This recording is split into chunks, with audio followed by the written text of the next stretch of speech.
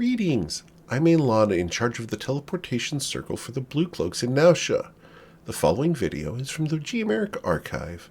The video quality is poor, the production value is bad, but they asked for it. Now the story is here. Speaking of off that goes, you guys have been off to the races across Faerun. And last week you guys were down here near Candlekeep doing some dragon hunting out in the forest and managed to, by the teleportation of Cass, managed to defeat Sharpfang in her lair within a wall. At which point you guys had to rescue Cass from her own foolishness as she buried herself with a dragon. So the huge, a typical Tuesday. Typical Tuesday. So, as you guys recovered Cass and got the loot from the dragon's lair, we pick up with you guys still there at last check, about ready to leave. Was there anything you guys wanted to do while you're here before leaving? Just clarifying that we have Judith's gem and I have disintegrated Sharpang. Correct. Then, unless you guys think we need anything... Alright, let's head back. Okay. Sharpang has been disintegrated, right? Yes. Cool. Knick-knack, can you get us back? Yeah, why not? Let's, we got everything that we need, right? Money-wise? We have all the money, we have the gem for Judith. Goras took the tooth. We've disintegrated the rest of the body. We didn't kill anything that had items, like we only fought a construct and dust devils. So yeah, I mean, unless we feel like hunting down these high priests and killing them personally and taking their stuff, I think we're all set and good to go. Okay. I'm pretty spent, to be honest. Yeah. Well, that's certainly nice. So I just gonna need I don't have a teleport spell. I just need a few minutes to draw on the ground. Is that okay? Yeah, we can hold the, I mean, if whatever's left of her minions want to come for us, we can hold you for 10 minutes. Like, we can hold ground for 10 minutes against whatever shell of a force she has left. Okay. And I'm gonna spend 10 minutes on the ground and drawing a teleportation circle that connects us to the Longstriders Consortium. During these 10 minutes, do you want me... Sorry, Yes. Okay. It's a 5th level spell slot. Alright. What were you going to say there, Elsar? During these 10 minutes, I do have a scroll of sending, a few of them left. Do you want me to call on Gerard and let him know we're on our way back, or... Oh, that would be great, actually, because I know he's pretty paranoid about, like, our safety while we're in town. It wouldn't be a bad idea to let him know we're on our way back and that we're going to be making some arrangements for the final push. Okay. Then what I will say, like, I will open up the scroll and say to Gerard, mission accomplished, heading back to the Longstriders Consortium, be there in about 10 minutes. That's okay. Cool. What day of the week is it? Today would be Friday, but Judith's schedule has changed to where she's always in Marsember. Oh, great. Love it. That's weird. Just for the record. Yeah, no, there's a reason for it. I figure, is it due to the increased dragon activity in the area, or does she have other stuff on her plate? You would have to ask her for that. Because Let's that's ask her. lore you're not getting for free. Let's ask her. I'd pay to talk to Judith, so... I love her. Alright, so any other thing you guys want to do during 10 minutes of knick-knack drawing around in the sand? Can Do I we get roll a an insight check to try and remember whatever it is you're thinking of that we're forgetting? That you keep asking us if there's anything else we want to do? Okay, If cool. you want to roll insight, feel free, but I'm just giving you guys opportunities. Cool. Alright. So, Knick-Knack casts the teleportation spell, and you guys are going to head to Marsember. Before we had left, did I get a response? No. Okay. I will tell the group that there was no response. So, December. teleportation circle flares with energy. You guys all step inside. You feel the rush of time and space warp around you, and you appear in a white room of marble. Seated at a desk in the corner, you see a young man who looks up at you. Oh, welcome back. Please sign in. Wait, Knick-Knack, where did you teleport us? I thought it was no, it's not a Long Striders Consortium. I think we're at the Oh, it's the Purple Dragon. yeah Purple Dragon place. Enclave here. Yeah. Okay. Signing in. Okay. You, Sign in as Konkeen Stormhammer. All right. Everyone else using their real names? I'll just put the first name. Okay. Oh, that's No. interesting. So yes, Goris will use his real name, but he's going to look through the records for his name in the past, written on Interesting. in the ledger. Do we even remember our Because- old names? We kind of were told that our names have changed, but we don't have any real evidence. You go through and you will see several instances of Goris. Okay. All right. It's interesting. I would have thought written record would. I'm starting. to Yeah, wonder. that was a really good question, actually. I was interested to see that play out. Interesting, ain't it? Yeah. Reality bending magic is powerful juju. Oh yeah, that's kind of Actually, what I expected, but first- Goris would be skeptical. The young man looks at you. Pardon me, sir. That's not the name you used previously. It's been a busy week. Yeah, I mean, who do I know who I've been today? No, he's talking to me, isn't he? Yes, he's talking to Silas as you Reginald signed in as Whippersnapper. Reginald Whippersnapper. Yeah, Oh, it's been a God. busy week. I don't know what to tell you. Roll a persuasion check, please.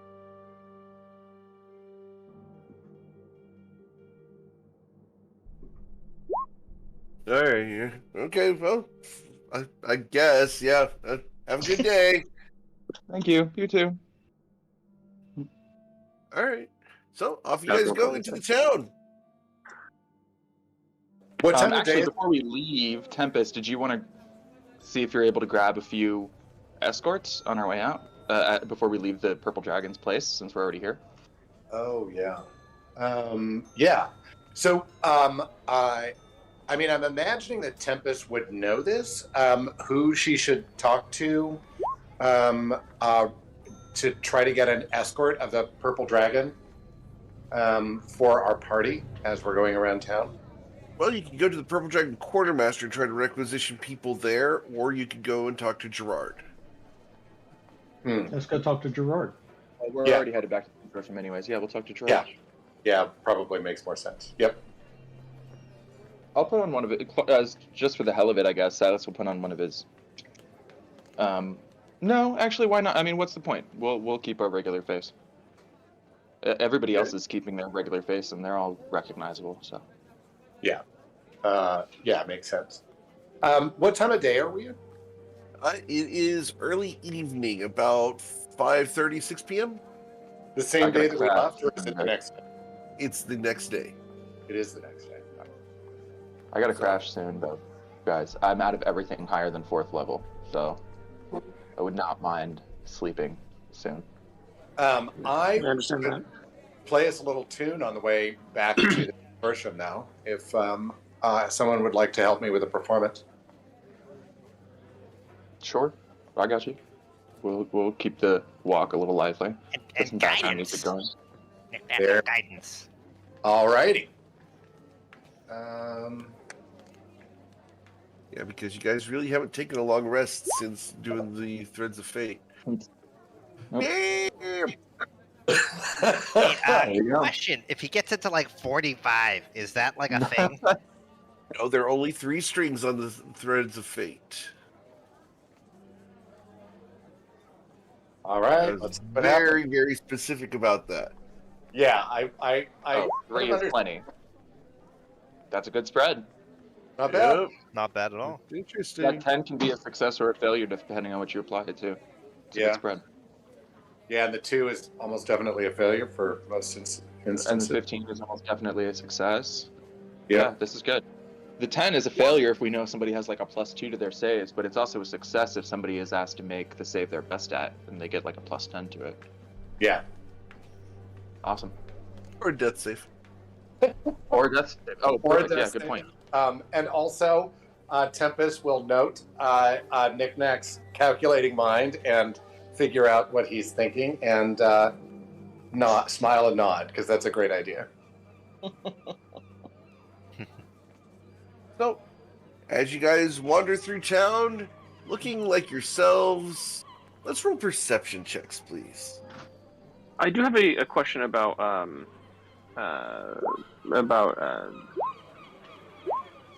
LSR's house.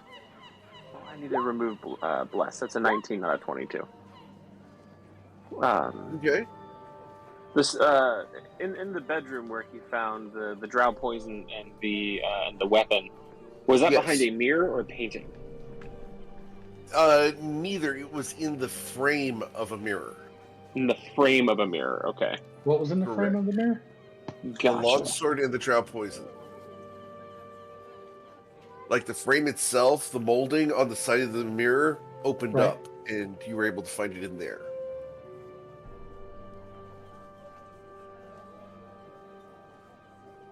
Does that make sense? Yeah, no, for sure. Cool. All right. So as you guys are walking along, LSR and Cass and Silas, Tempest is even aware of this. Knick-Knack, however, is oblivious. You guys are walking along, and you notice several people giving you guys a little bit more room than you used to. It's might about be time. I was gonna say, so cool, or because they're afraid of us? I mean, No, I think it's because roll they an expect. insight check, Cass.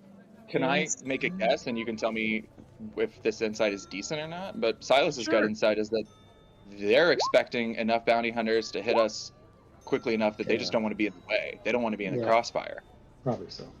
As you roll your insight check, you look at your party and you realize Cass is covered in dragon's blood. Oh, The rest of you are like the most gory of the gored people. Your clothes are disheveled, messy, sweaty, covered in ichor and nastiness. Y'all are gross. In summary, y'all are gross.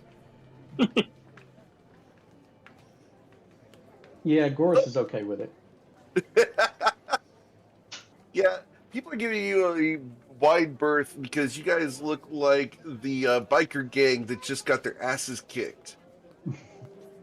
Or did the ass kicking and did not come out too clean on it.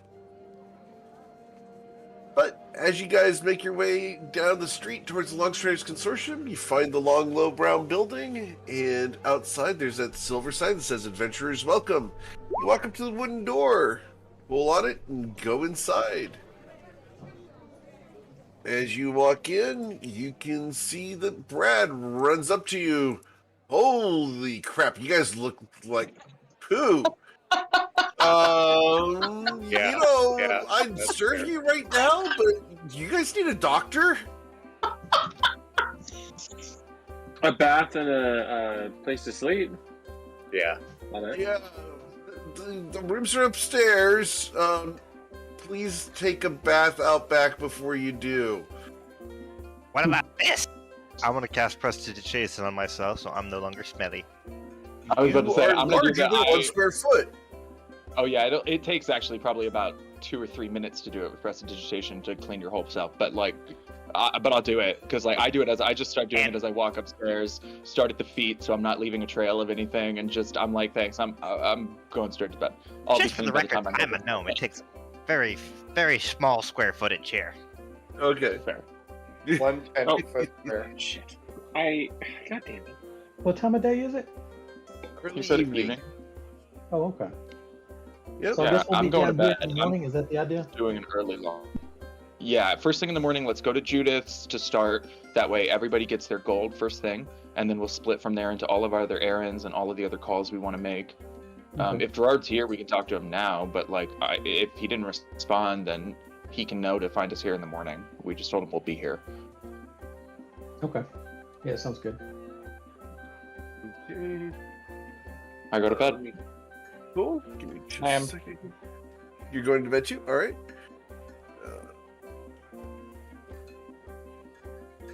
Sorry, before we do, can I attempt a Quizilla check? Sure. If that is, okie dokes. See, this is part of Dungeons & Dragons that me as a GM for years and years and years absolutely loves, is when I can get people to start using words like Quizilla check. Yeah, pretty much. It's Quizilla, check it out. I always think of Quizilla, that old I, like that. I, need to roll a online I need to roll a Quizilla check on this shit. You need assistance there, Nick. It is Let's going to spell be a you're religion attempting check. to- yeah. That's fine. I can assist you. Perfect. And I'm going to try to... I'll guidance you too. I will play a little tune and give you some bardic if I still have some. Let me just check. Okay. And I guidance. do. I have one bardic left. And guidance. Oof. Overriding my Ooh. guidance. I see how it is. Good luck. That's... I have a plus He's 10 to good. religion now. So... Still. That's a 32. Mm-hmm. So with advantage. Okay.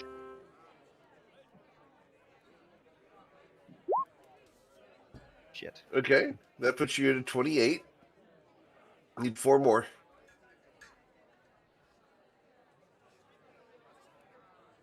Oh, 28. Mm-mm. 28. 28. You need 4 more. Why would it That's be 18. 28? I thought it was a 32 to check. No. It is 32 to check. I rolled a 8 plus 10, 18. Okay. And the Holy Aura is a 8th level spell, right? 6th. Yeah, so it's a DC 32. He's at 18 right now. Right. So, I'm sure no. Oh Holy no, Aura you're is right. 8th. You're right. It is an 8th level spell.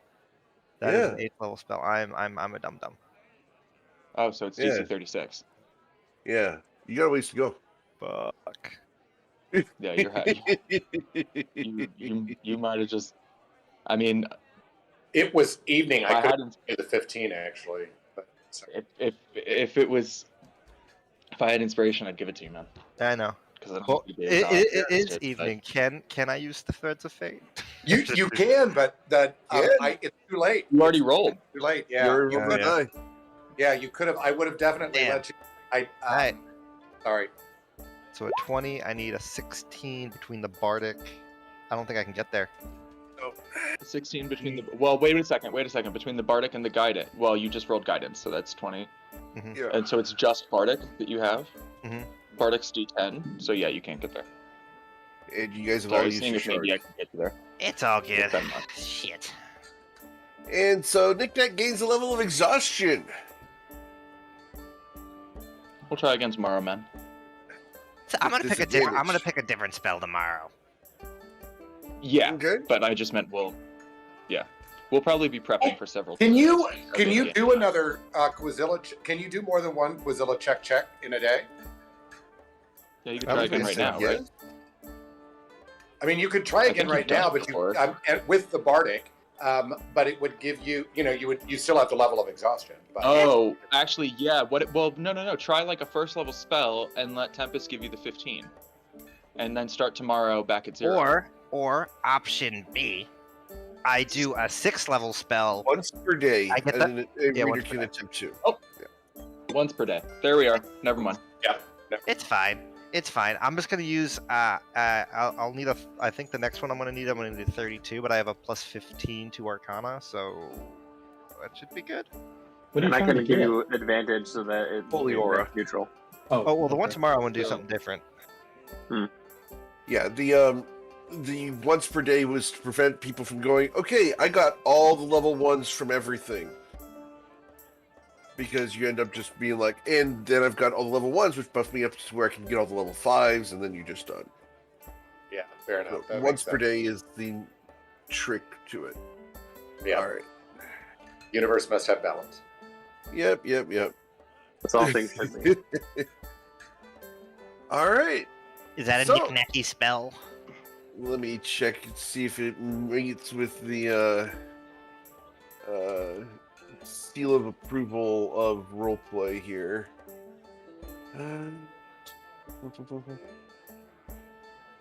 Oh, interesting.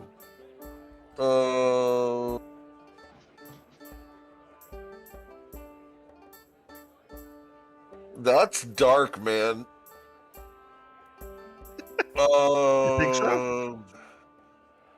That's very dark. Yeah. All right, so I'll try something else. If you want to, I'm cool with that now that what's happened. Yeah, I'm cool with that if you want to do that. Just I you wasn't. know. Yeah, no, but I don't want to do a dark. Yeah, you're. You I getting- had. you I getting wanted. brave I because wanted Paddywhack's to. not around? I wanted to handle Charity with that if we saw her again. No, that wouldn't even work on her anyway. Ugh. So sorry. There's like I appreciate the idea, but no, that wouldn't work. Okay. I'll tell you that right now. Thanks. There's stuff going on with that situation.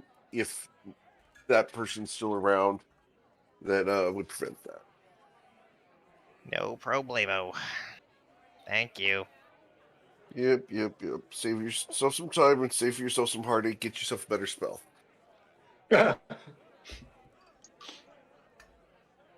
Because that's bad juju, and I don't think your party would be very pleased with you. Oh, were you asking about Soul Cage? I was kind of surprised you had it in mind. Oh, worse. Magic jar. Worst magic jar. Wow, that's fucked up, Ooh, dude. rough. Oh, I mean, Oddly enough, I'm good with it. we'll see today that You're good Cyrus with is pretty Nick okay with possessing other fire people? with fire. If it has to do with charity, he's okay. It's with it. charity. Yeah. Yeah. If it's charity, I'm okay with it. I that's what I knew that's what you meant. Yeah. Here's the thing, though. He's gonna have that forever now. So Well, there's a thing that there's a word Yeah. that prevents it from working on the individual you're talking about, and so the people involved in the spell would be Yeah, your I bet. party. That's what I thought too, because I said that. I bet she's undead already. I bet she technically qualifies as undead already.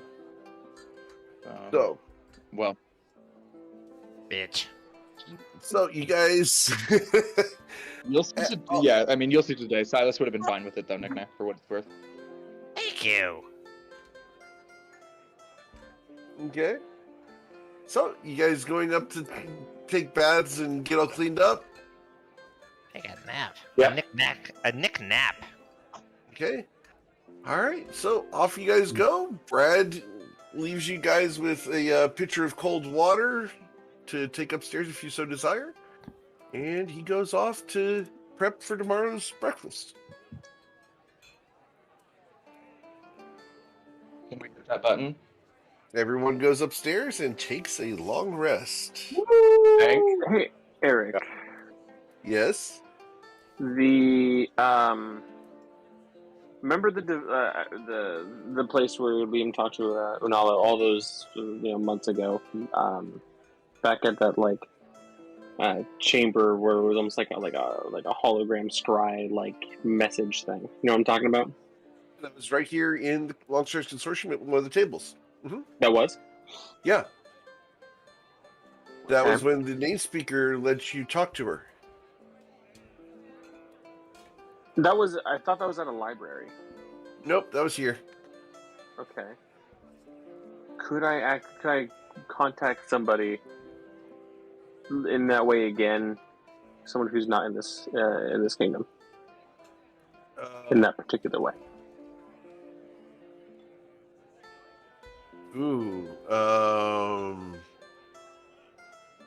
You would need to have someone casting a spell to do that. Do you ask someone for that information? Or are you I just can trying to wait. figure this out yourself? Right now, he's just trying to figure this out himself because he's getting frustrated with him not getting anywhere. Okay. roll an insight check. Let's see how much you can figure out. Okay, 16's really good. Don't on a 9, man. All right, let's see here. I'm gonna send you a message here. Sure. Let's hear it.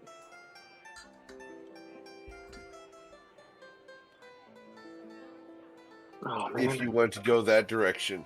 She freaks him out, though. I gave you information. If you choose to use it, that's up to you. Okay, sure. We'll do that tomorrow. But that's what you know. Okay? We'll do that Fair? tomorrow. Okay, up to you. Alright, so everybody goes and takes a long rest. You guys will be undisturbed through the night, save for at some point within the consortium, you will hear a Mexican grito.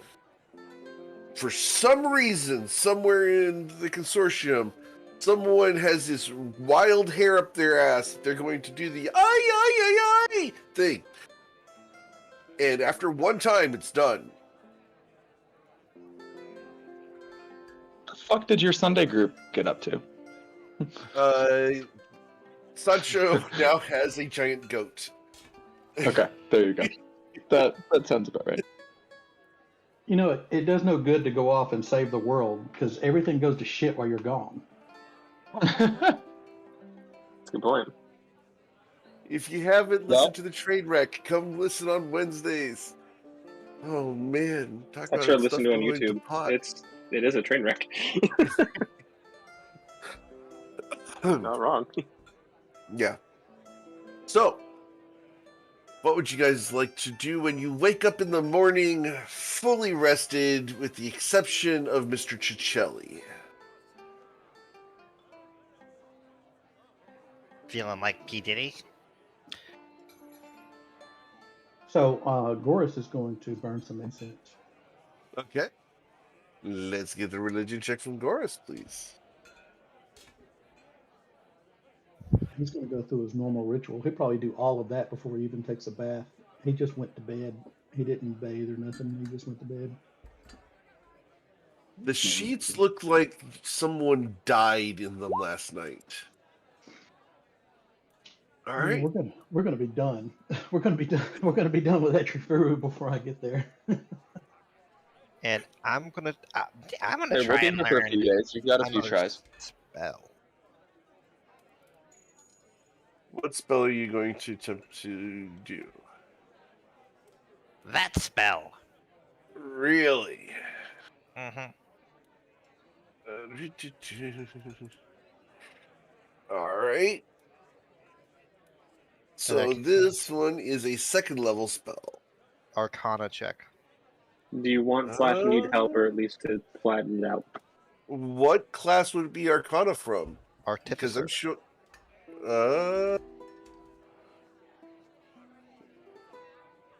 Okay.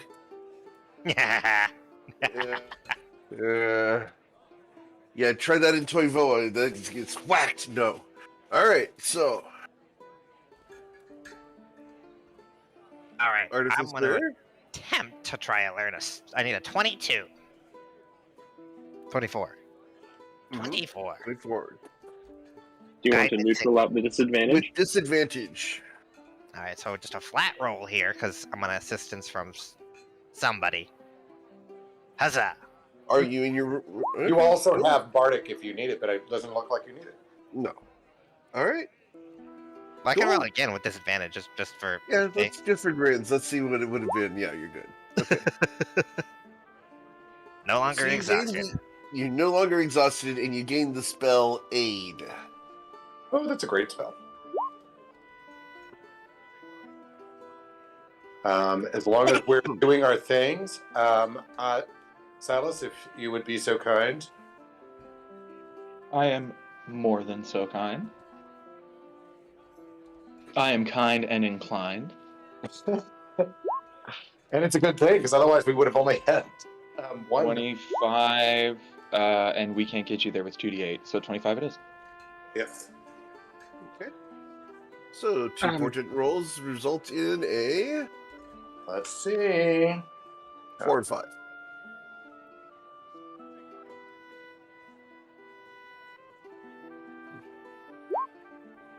I got Solid. one of them.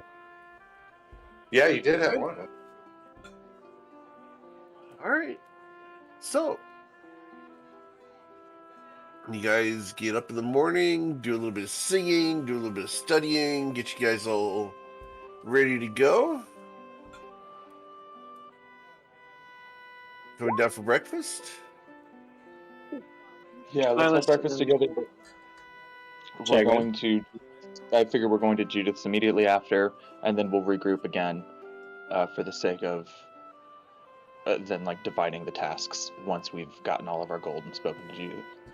What were you? Cass was referencing the fact that Knick-Knack has no ongoing conditions. Which he clearly does.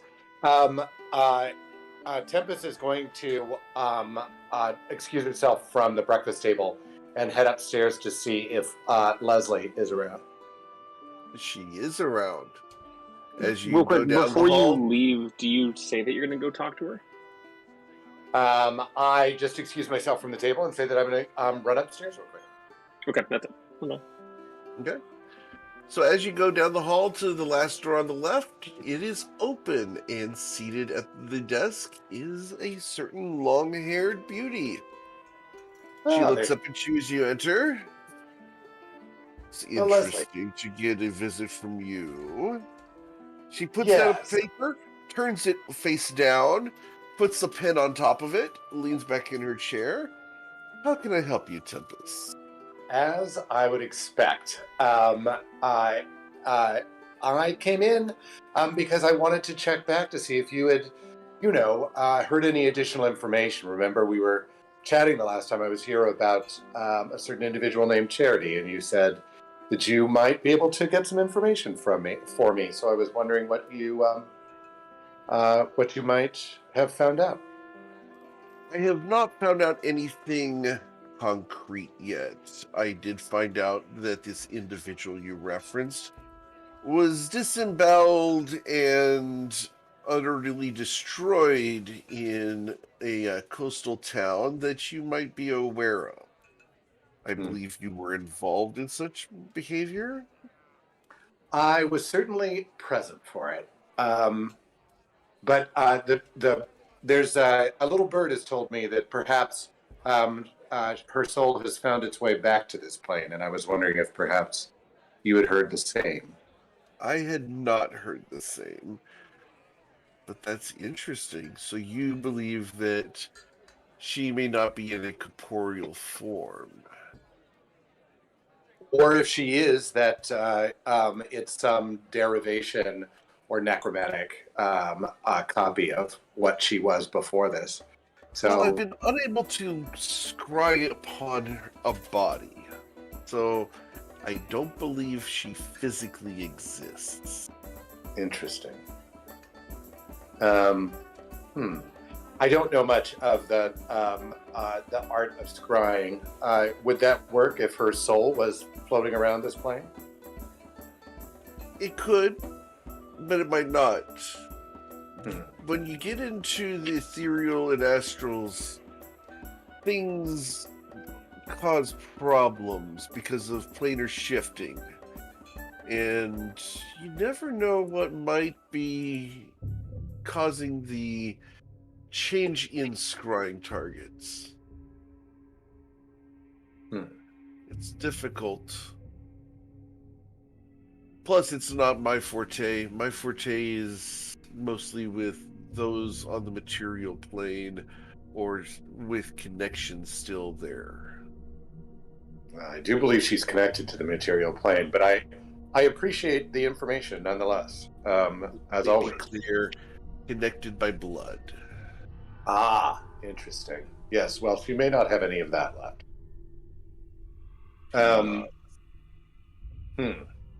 Well, as always, Leslie, it has been a pleasure. And I look forward to seeing you again soon. Of course. Be careful. And I will keep my ear to the ground for any more happenings. Excellent. Thank you so much. Please feel free to call on me anytime if you do get more. Of course I will. After all, you owe me a favor. And do. she waves you off into the hall. All right. Would I know if Gerard is here?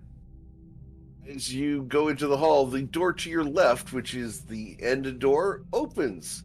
That door is covered in carvings of hunts and different magical beasts, and coming out of the door is Gerard. He looks at you. Oh, hi. He shuts the door behind him with a click. I was just coming down to talk to you. It's almost as though the people on this floor don't trust me that much, but quite all right. Gerard, I am so glad. I will accompany you downstairs. Our party is down there, and we would love to speak with you. Very well. And he offers you his arm. Which she takes gladly. Okay. Coming down the stairs is Gerard and Tempest, arm in arm. He comes down to the table and sits down and gestures to Tempest. And Tempest sits. He looks expectantly at you.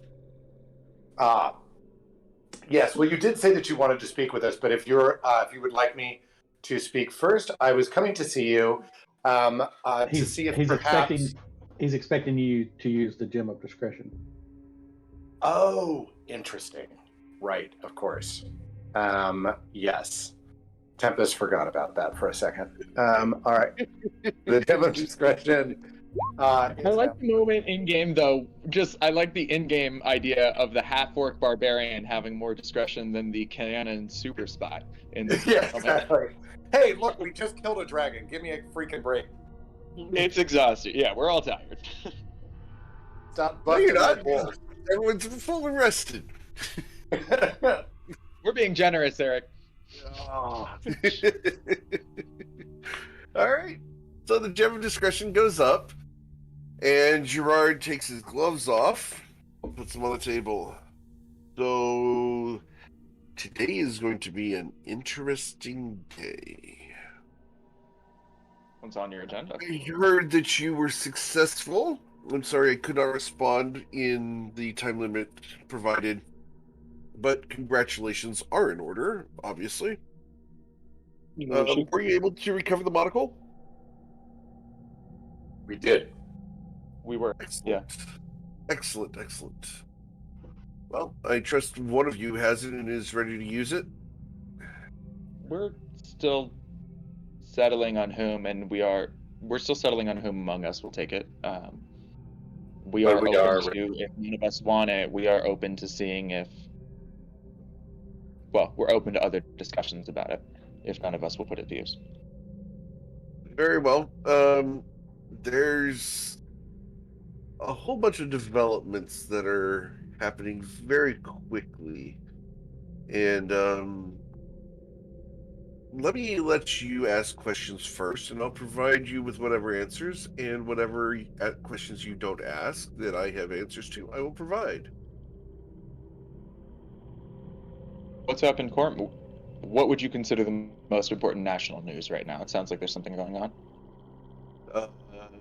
The invasion from the north, the expansion of the desert, has expanded all the way to Arabelle, and the plants are dead in Arabelle now.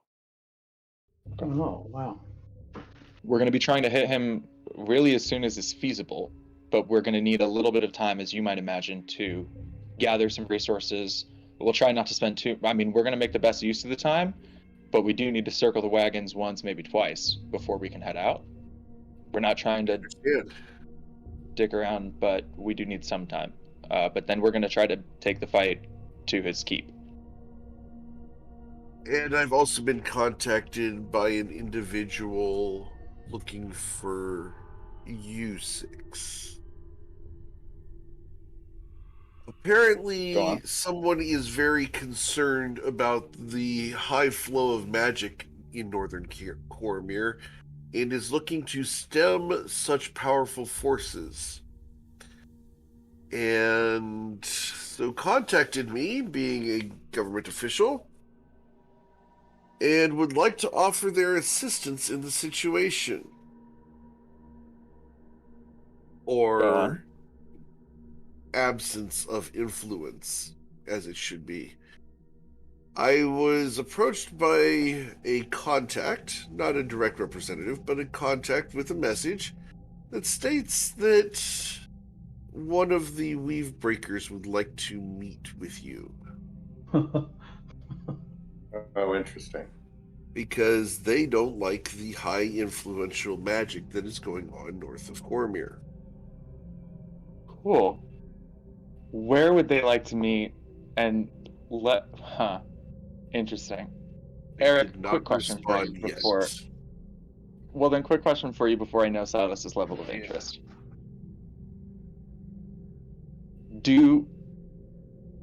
Would a Fey creature be particularly inclined to abide by by Fey customs and Fey attitudes about hospitality and neutrality outside of the Feywild? They would bring those customs with them, right? Or would they play to the local understanding and be more willing to engage in? I will leave the tendencies to you as far as Fey law. As far as Fey law goes, Fey law is powerful and works cross-planar. So be careful. Cool. Yeah. Then Silas doesn't say anything at first because he's struggling internally. I'll let somebody else. Goris laughed, so I'll just look to Goris and see if Goris wants to take the lead on this part of the conversation and ask follow-ups and stuff. So yes, I think I would love to meet with the weave breakers. Okay. They have offered to send a representative to talk. However, they are reluctant to appear themselves after having lost 2 of their forces in the past several months. And so, in order for us to meet with them, they have asked for a third-party negotiator. No. Sounds a lot like their problem. Do they have a third-party negotiator in mind? I was going to provide one. But if you don't feel like negotiating with them, that is up to you. Tempest will lean over to Silas and just be like, well, this should be interesting. I mean, they're looking, if nothing else, it'd be interesting to find out what flood of magic they're talking about. I mean, they're talking about Echifur and his army building and his army, the desert expanding. They want to unite against the common cause of Echifur. I always feel like more information is better than less. And, I'm not opposed to the meeting at all. I'm just trying to figure out if I'm going to personally be there. But I think the meeting is a good idea for at least some of us to attend.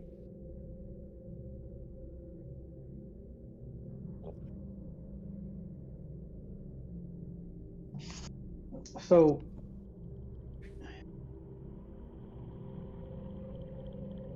really not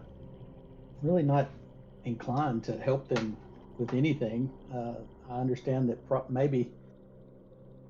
maybe our goals align at the moment, but really, I was kind of hoping to wipe them out before we went after Echifuru. Well, is this not a good opportunity to maybe get the jump on that then? The enemy of my enemy, but then we double cross them.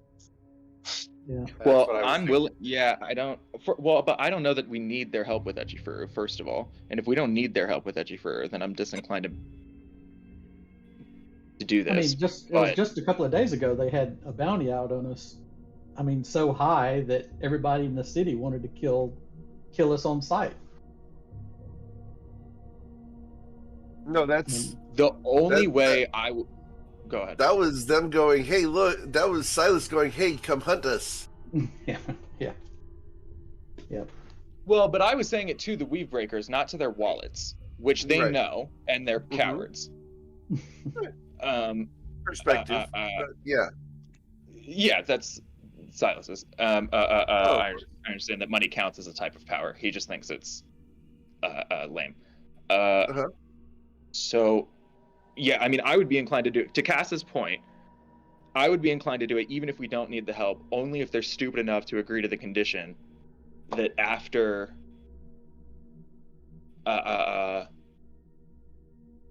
this is all over, like, we meet I mean, this would be stupid. I don't know why they would agree to this, but I would want some way to, like, meet all of them on a field to hash it all out when this is all over.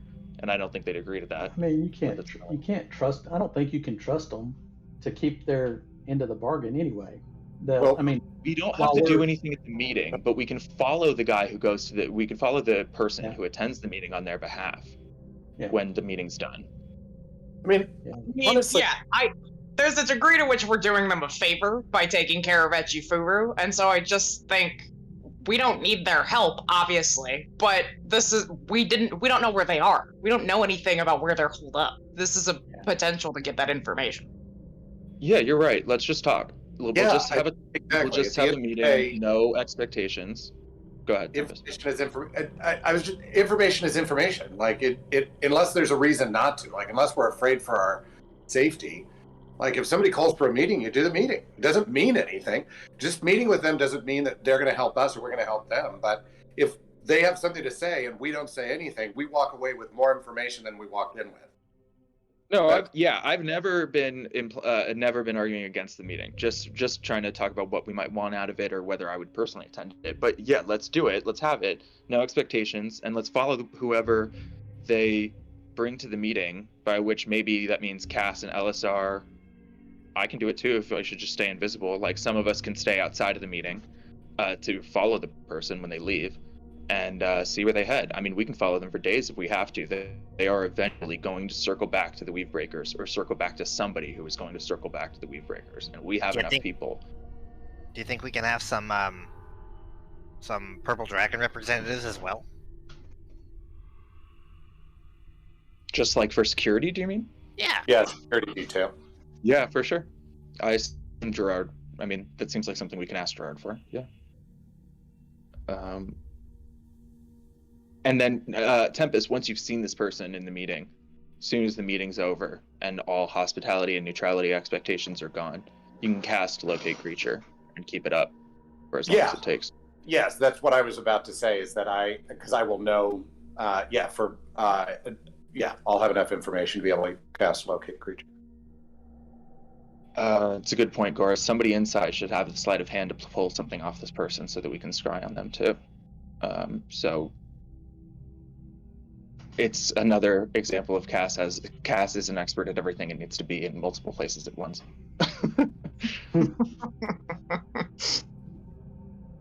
Oh Lord, we know somebody else who can be in multiple places at once as well.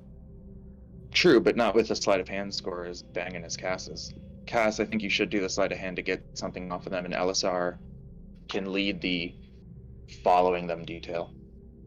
And you can still circle back to following them afterwards. LSR, just somebody should probably be waiting outside when they leave, and it can't be you if you do the sleight of hand. Oh, or maybe it can. Cass, maybe you come in as like a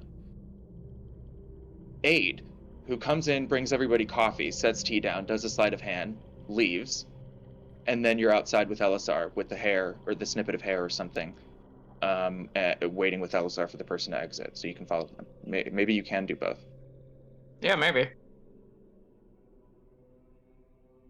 Let's turn back to Gerard. Gerard, what of that sounds feasible? Can we put somebody in there that will serve tea, first of all, and second of all, actually, I don't know that I can endorse that part. I forgot. That would kind of break the neutrality thing. Well, good idea, you guys do it. I'll ask Gerard about the purple dragons.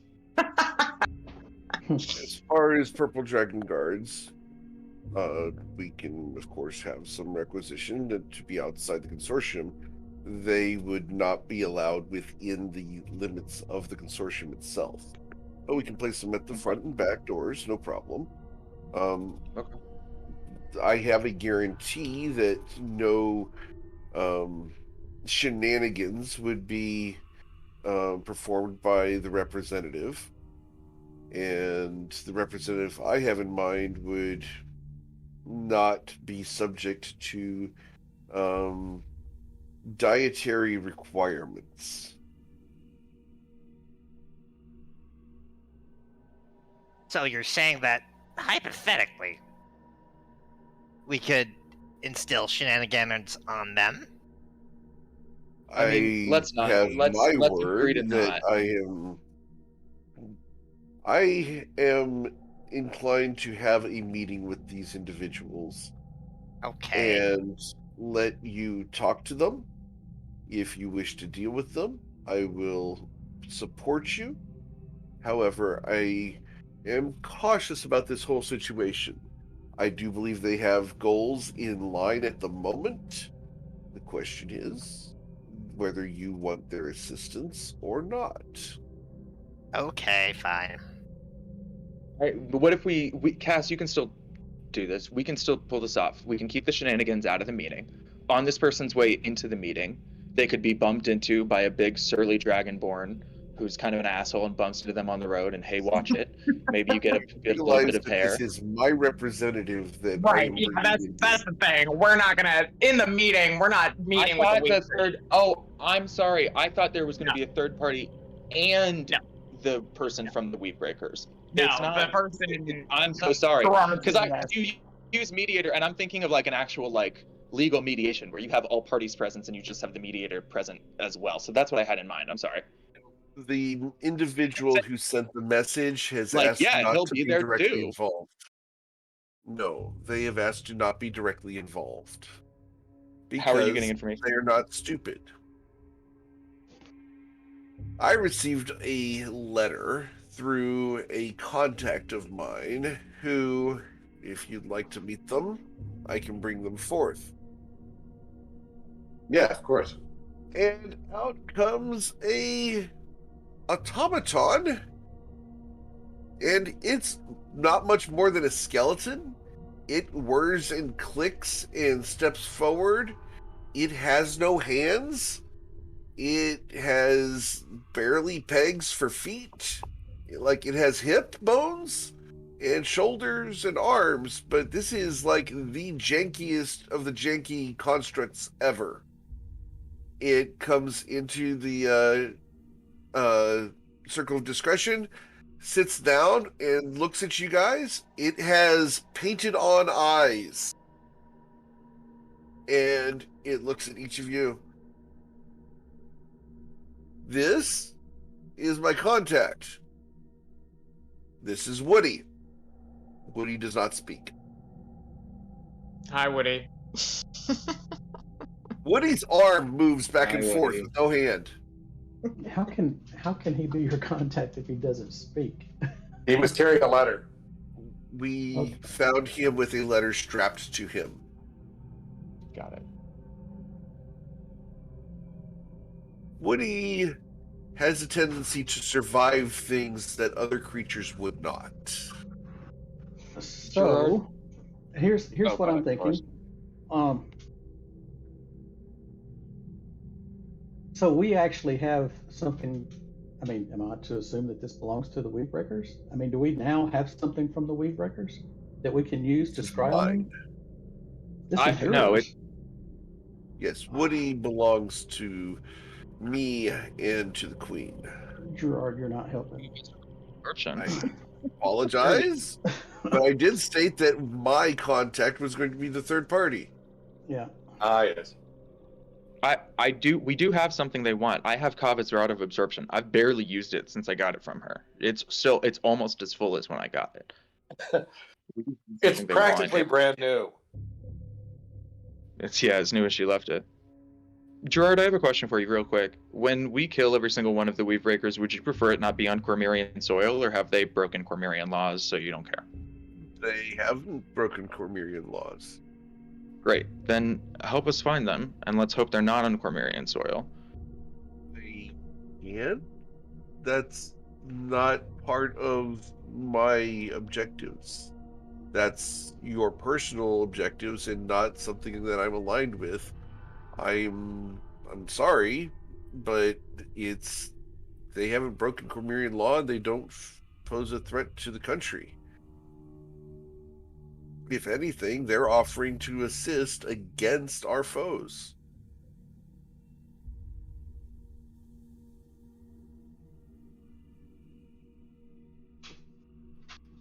Whether the country knows it or not, then we'll be doing it a favor by eliminating an extremist hate group advocating for the extermination of about 10% of your citizens. I agree. So we'll be glad to meet them, but we want to meet with one of them, not some third-party representative.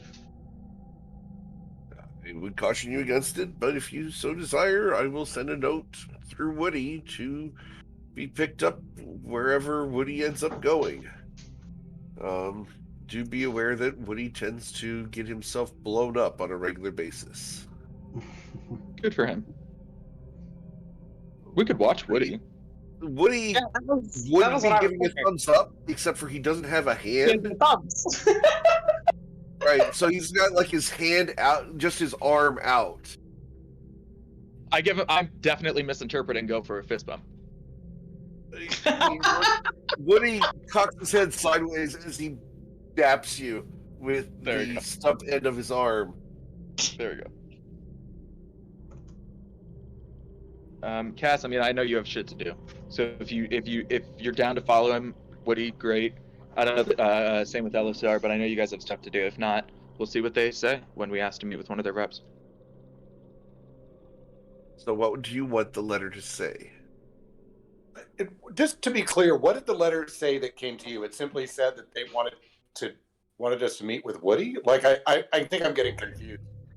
They asked what was for a contact with the Purple Rain to discuss the situation in Northern Cormyr. Like via letters through Woody. Correct. Sure, we'll say that.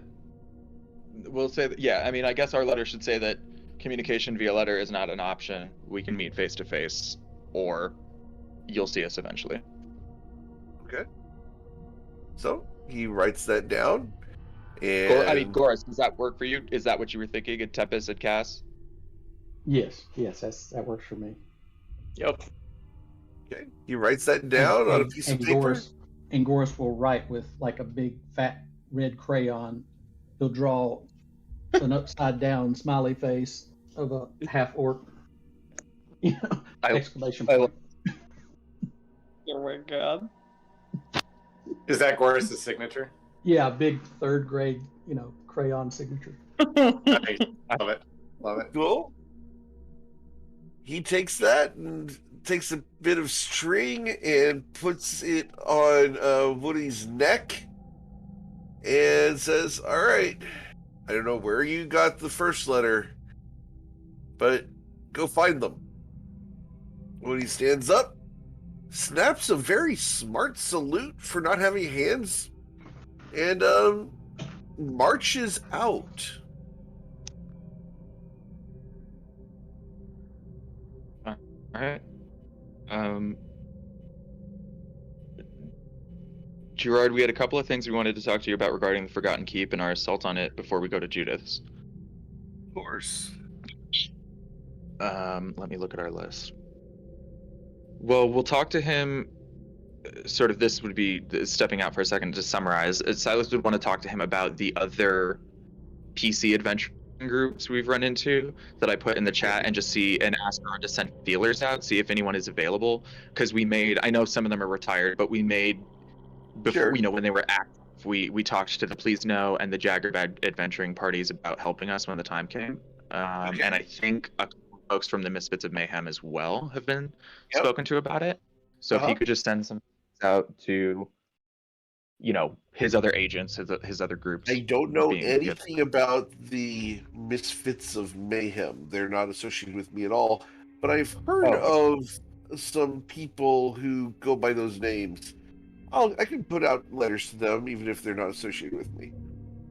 As far as the Please No agents, I will gladly let them know you're interested. Their schedules may impact their availability, though. They tend to work on a different time schedule, aka time zone, than you guys. Yeah. Well, we'll do the best. but we'll as do the far best we as can. the potential of the alley rats. Word is that 2 of the alley rats have been spotted in Suzale recently, having had a self-rescue from the void. Oh. Well, aren't they industrious? Wait, The which ones rest were... of them are dead. Wait, Cass! Wasn't Fanny one of the ones lost in the void? I thought, yeah, is Fanny Is on Fanny it? back, Gerard? I'm sorry? Is Fanny back? Is Fanny Yes. one of the ones that's been seen? Yes, Isaac and Fanny have returned from the void. Shit! Holy shit! We gotta talk to Fanny. We gotta meet up with Fanny. That's awesome. Yeah, thanks to a extra-dimensional fight out of character. Thanks to a fight with Tiamat, Isaac leveled up. Because Isaac leveled up, he was able to plane shift with Fanny and come back. Dope. Dope. Good for them. It's amazing. Okay. Excellent. Well, we've asked him about the adventuring parties. The only other thing I'll ask then is we're going to go to Judith. Cass is going to reach out to Jewel. Rylo's going to reach out to his elders. Sort of following up, we'll ask if there are any, since you just said it's like one of Cormier's biggest national problems that the keep is encroaching on your space. We were hoping for maybe a retinue of purple dragons to help us clear the courtyard or the ground, clear the way, help us clear the way. I can provide you with a few troops and maybe even a specialist. I know that there's a certain champion of the Iron Boot who would love to join you. Yasana, the Wanti pureblood that you dealt with as your alter ego, would relish the opportunity to get in and mix it up. Yeah, I mean, it was nice enough not to kill me, so I appreciated it. Just remember, keep his secret, and he will be glad to help. Of course, it's my secret too. A ton of coin. Yeah, and I'd make a lot of enemies if I released that secret, so it's all good. I think that's it. Oh, I'll let him know just in case he happens to know like of a more convenient way or to contact him. I'll just let him know we're going to send a sending spell to Rogmesh, the Raven Queen cleric. That's the only person I think he might have any feedback about or any info on at all. Okay. So I'll just say we're gonna. Do you know if he happens to be in Cormier? Oh, I thought we had told him about him, and we had told him that we had sent him to scout. So I didn't know if he had happened to told him about it, but Gerard never met him. Okay, fine, cool. Then we'll proceed on our own. Does anybody else have on their lists of stuff we gotta check in with Gerard about before we go to Judah? So far, you guys have Yasana and some purple dragon guards. Yeah, this is kind of a long shot. What's Skius Cross up to these days? Like, where is he in the area? He's in Sembia, in Serloon, currently helping the Please No agents as they infiltrate the palace. Thanks to your disruption of the forces there, the palace is less populated than it would have been otherwise. And Skius Cross recently helped the Please No's gain access to the palace over there. Alright, well, good for them. That's a bummer. I was gonna ask him about his needle, but that's... He might be available. Would you like me to ask if he's available to join? I just wanted to talk to him. I've got this cute little trophy he gave me, and I sort of like pointed the needle on my lapel, and I just, was wondering if he would be interested in helping me make it a little bit more deadly, but I don't know if he's gonna be able to do that if he's tied up with a needle from Skius Cross. It's deadly enough as it is. I know, but I'm always aiming for the worst it can be. You don't use it enough. I've always told you that. It's available. It's you have to roll a d20 every time you use it, and potentially not have it for 20 days. Yeah, I'm not using it very often. Surprise, surprise. I think it's even not active for another, or is it active now? I thought you had like another. It is active now. I haven't used it since then, but yes. And it's not like I can use it on Short Fang, who had a +11 to Constitution. So, It's not a guarantee, but it is. If it works, you know what they say. 50% of the time, it works every time. There you go, exactly. We could use the threads of fate for it in the future. Yeah. Mhm. Those legendary resistances always seem to get in the way. Yeah. But I mean, like we did, or like we planned to do with disintegrate, we can just save the Yep. like the low threads of fate roll for when the legendary resistances are gone. Yep. Exactly. Actually, The fun I part do have a is, well, if question. we don't guys, have any, I will throw this out there. There are legendary resistances, and then for those of you who are GMs, mainly like 3 of you, there's also this thing called mythic stuff. Go look those up Yeah. for Yeah. future. I don't know I what was you're talking nervous about. you were gonna whip those out for Sharpfang, Eric. I'm gonna be honest with you. I was real nervous. Yeah. We were gonna bring Sharpfang down to 0, and you were gonna be like, "Dope! She now has 300 HP and can actually do 2 times more than what she could do last time." I knew that was an option, and I was shaking in my bones. No, not Because, for yeah, mythic, her, but there's creatures coming. I'm sure we're getting it. Yeah, I mean, yeah. Anybody Just have anything remember, for Gerard before we y'all head to being Judith? level, Yep. you guys being the level you guys are at, you guys, because there's 6 of you, can now face level 20 encounters. 100%. So, on a regular Um, basis. In terms of people of interest, it's been a while since I've talked to Unala. How is she doing? What is she doing now? Smiles. She has retired. She's available for reference if you so desire. But she's currently in Suzale. Kind of just teaching classes at the university. If that's the case, I'm not going to bother her. She's probably trying to avoid shenanigans like this. Not only shenanigans, but avoiding identification. Because having served the crown for so long as she did, in the field she did, she made a lot of enemies. Including the Weave Breakers, which we were just discussing. Fair enough. Off to Judith's. Alright. So, Before we go to Judas, can I ask both you and Tempest a question? Silas? Oh, sure. I thought you was Gerard. Yes, what's up? With I'm going to be completely honest. Leslie really intimidates the shit out of me. Sure. How do I go talk to her? Something important. But Dude. I mean, scares me. it's up to you, because it sounds like it's private, and that's fine.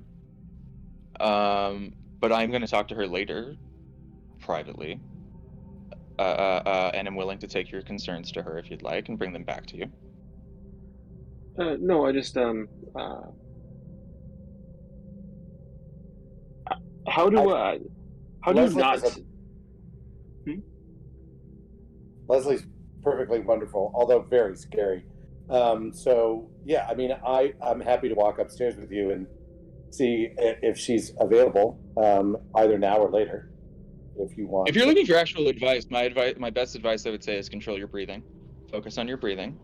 Try not to raise your voice. Try to pick a decibel for your voice and try and keep it there the whole time. Doesn't have to be monotone, but like try to control your breathing and control the general pitch of your voice. And between the two of those, for like a beginner in a tense situation like this, there's a little bit of fake it till you make it that kind of kicks in.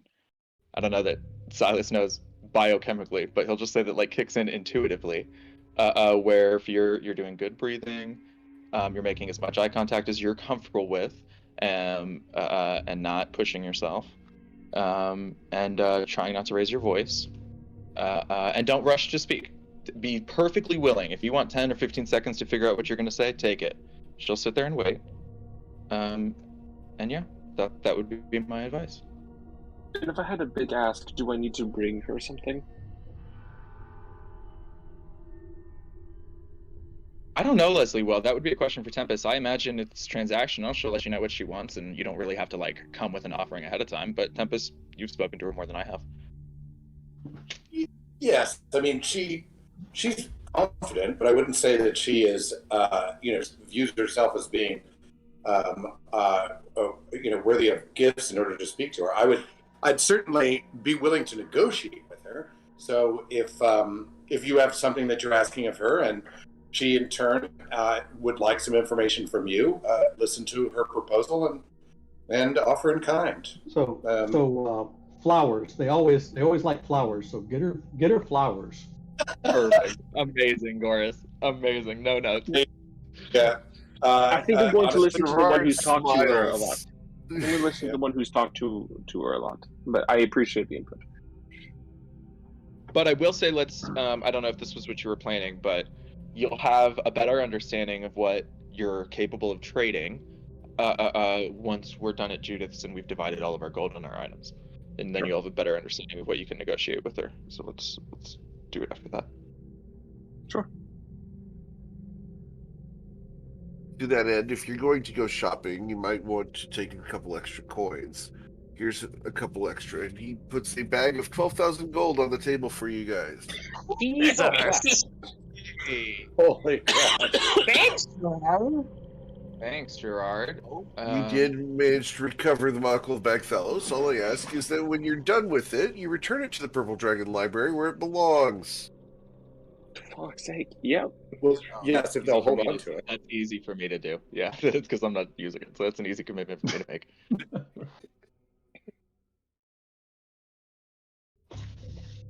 All right.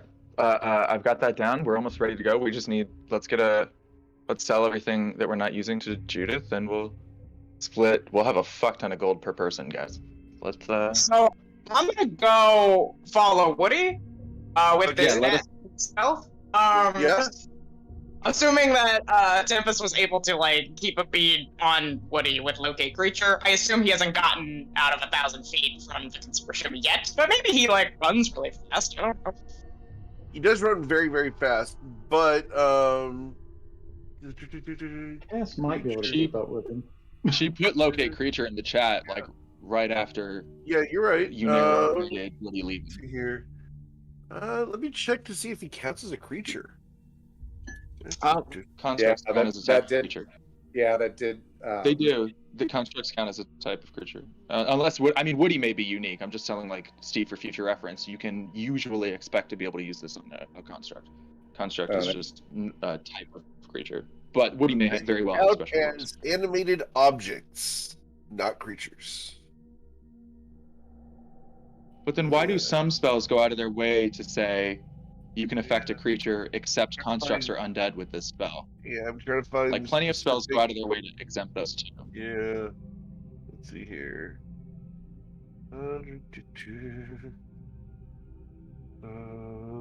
Construct cannot be healed through cure wounds. Here, Jeremy Crawford on Twitter. I love it. A construct is a creature. Okay, cool. Yep. All right. Sweet. Yeah, actually, that's a good example, though. I'm just displaying it to note the final spell of Cure Wounds. The reason is because it highlights them as the spell has no effect on undead or construct. Yep. I will put this in here because it's fun to be able to be like, hey, here's the reference that I found. Boop. There you go. Oh yeah, easy to save those Crawford tweets. Love it. Yeah. It's like construct is a creature. Done. Firm. No ambiguity. We'd love No. to see it. It's wonderful to have that. What's funny is it's only got 4 retweets on that and 8 likes, and that thing's 6 years old. Oh man, that's sad. All right. So Cool, have fun at Judith's. I'm gonna go follow Woody. you go follow Woody. Woody is sprinting along, and dude runs fast. And he's like, and he seems very cheerful. Like, it's almost like he's got a music tune in his head as he's got this little gait to him. He has no idea he's being followed. Dude's got a -20 to perception, so he has no idea you're there. Or anyone else is there. Yeah, like he barely avoids running into horses and carts and stuff. Like, dude's oblivious to you following him, so you can follow him all day long. He is going to be running out of town. Yeah, that's what I figured. How far out of town is he going that I can, if I stay like on the outskirts of town, like, and I see the direction he's still going in, like what direction is that? What town is in it? West. He's headed west out of town. Okay. Yeah, and you want to stick with him, you can stick with him for 10, 15 miles, and he's going to keep going. Jesus. And dude doesn't stop. Like, he doesn't slow down. He doesn't care if there's things in the road. He just goes and just keeps going like an Energizer Bunny. Just stupid. We can scry on him, Cass. You don't have to. Yeah, I'm not gonna run for 15 miles. That's exhausting. I'll just get to the end of town and in the sending stone be like, yeah, he's just gonna keep running west, so like that's as far. I'll meet you guys back wherever you at. I gotta walk back a long way. He drew attention from the guards when he ran past without hands and without clothes and just being this wooden stick skeleton running down the street. The guards are like, what the hell? But other than that, like, he doesn't pose a threat. Cool. I will make my way back to Judith / the consortium / wherever people end up being by the time I get back. All right. So as the rest of you guys stand up, Gerard hands the gem of discretion to Tempest and says, please have a wonderful day. You guys head out of the consortium into Marsember. All right, and you go down the street, 2 doors. Open the door to find a little bell jingle above the door. You smell apples and cinnamon candles as you walk in and find Judith behind the counter. She greets you. Ah, you all look like you've been through quite a bit. Welcome. Did you find what I was looking for? We got it on the. Well, maybe she doesn't want us to set it on the counter. But I would say Silas begins unloading all the other stuff and just, says, yeah, we did. And I'll let you guys begin doing your business as I'm like unloading all the stuff we're going to sell. Yay. Wow. But, yeah, we did. Do you want us to put it out here with everything else? Sure. And we'll set the gem stone that she was looking for down on the counter. Okay. She looks at it. Well, that's very impressive. I'm very pleased to see that you managed to recover this. Hopefully no one was harmed. Just its previous owner. He smiles. And what do I owe you in exchange for this? Well, we were promised your aid in our upcoming efforts, and those efforts are going to come to a point soon. So I think we'd be curious to know what it's worth to you, what you're thinking. You know more than us what type of aid you'd be the best at providing, and you know our goals. We're headed northwest of Darabel soon. I can't obviously go and help you physically, but perhaps I have something. Why not? Oh, my place is here. She smiles sweetly at you. While I appreciate you as customers, and I understand the threats that form out in the wide world, my place is here.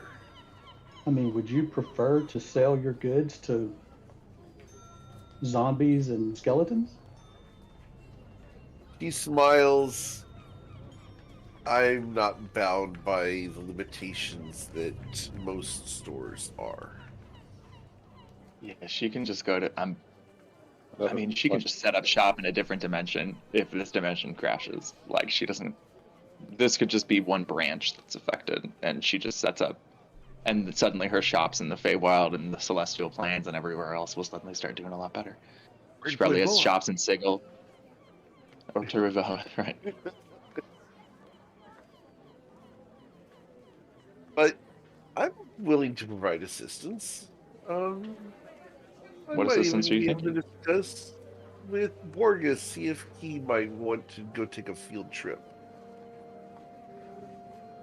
That sounds very valuable. Borges goes. I look at Goris.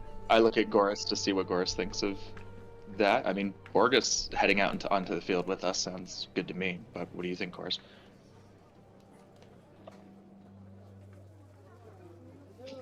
I don't know. Of course, I If can she's provide trusting- help in other ways. Let's see, and let's not decide yet, shall we? Let's decide when the time comes, and if there's something that you might need assistance in acquiring, we might be able to negotiate a discount. Sure, we'll see what we'll see. I mean, overall, it's a fair idea to sleep on it. Yes, we're not leaving today, so that's fair. Goris and the rest of us can discuss it over the next day or two. So That's a good Silas, idea. maybe we ought to get this thing appraised. What do you think? I mean, Silas is deeply uncomfortable, but he is a lifelong con man. He falls into this conversation like a river downstream, and he just is like, I mean, it's never a bad idea. There are plenty of experts in Cormyr and in Marsember and Suzail. At least good to have a framework, sure. And he'll put it in the bag that Goris is holding and smile at Goris. But of course, for now, let's just focus on the items we have here. He smiles Can as you put it away. I wish you the best in finding another buyer. Can I do an insight check? Because I'm sure it would have to be extremely high, but I also know she really wants this fucking gem. Uh-huh. No, I'm gonna spend a sorcery point to reroll that. That's not high enough. That's not high enough either. Fuck me. Never mind. I don't know. All right. The only thing in that list, the only thing we don't have a price for, Eric, because we weren't sure if we were going to sell it, is the Dwarven Thrower. If you can give me a price for that and confirm she'll buy everything there, we're good to go. You got a Marvel Shrine of Demonic God? That's what was listed in the loot. Marvel Here, we can Shrine. scroll up. We can scroll up. Where did you get that one? Bum, bum, bum, bum, bum, bum. I don't even know what that one is. Pulling it up. Oh, Marble. Sorry, I'm an idiot. Marble Shrine of a demonic god adorned with gold. It's one of the art pieces worth 750 gold that you can roll for on a table. I would be like, a Marvel Shrine. Holy crap, we've got... I just misheard and was like trying to type as fast as I was listening. All good. All good, yeah. Yeah, the rest of that stuff's perfectly fine. Dwarven Thrower is worth 12,000 gold. And she will give you guys 75% value because she likes you so much and is hoping you will, yeah, she's going to give you 75%. That's fine. Great. We also have, I forgot, in her loot, a vest, an ornate vest, and a candle. I can't imagine she's a Jasper candle for 750 apiece. I can't imagine she's going to... She'll spend it. For 70, Cool. She'll give you 75% of the value. Oh wait, so all the value you gave us for the art, we get 75% of it? Right, because that's retail. That's fair. I'm just adjusting my formulas in Yes. this house. So how much is she giving you for the stuff so far? Let me switch my formulas up. Give me one moment, please. Yeah. Or what did you already have listed? Either way. It was gonna be about valuables. It was gonna be about 18k. But let's see. The Wand of the War Mage, I think you already gave us the 3/4 price, right? Confirm, but that's 7k is what I wrote down. I think you already gave us the price that we'll get I think so. for it. That sounds right. Okay. Yeah.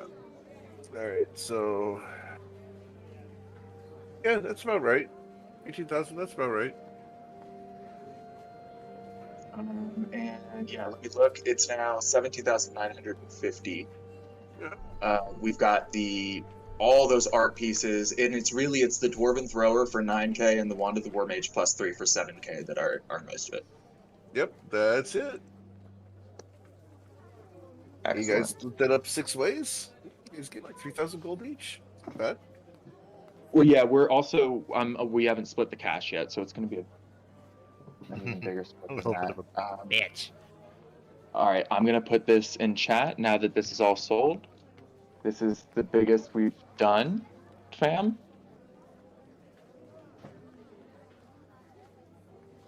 I'm like triple checking the numbers because I'm like barely, but we found a lot of cash in her lair, and Gerard just gave us a lot of cash. So I just put it in Roll20 and in Discord. That's our disbursement. That's about right. Welcome to high levels, guys. Sorry, I just saw Cass.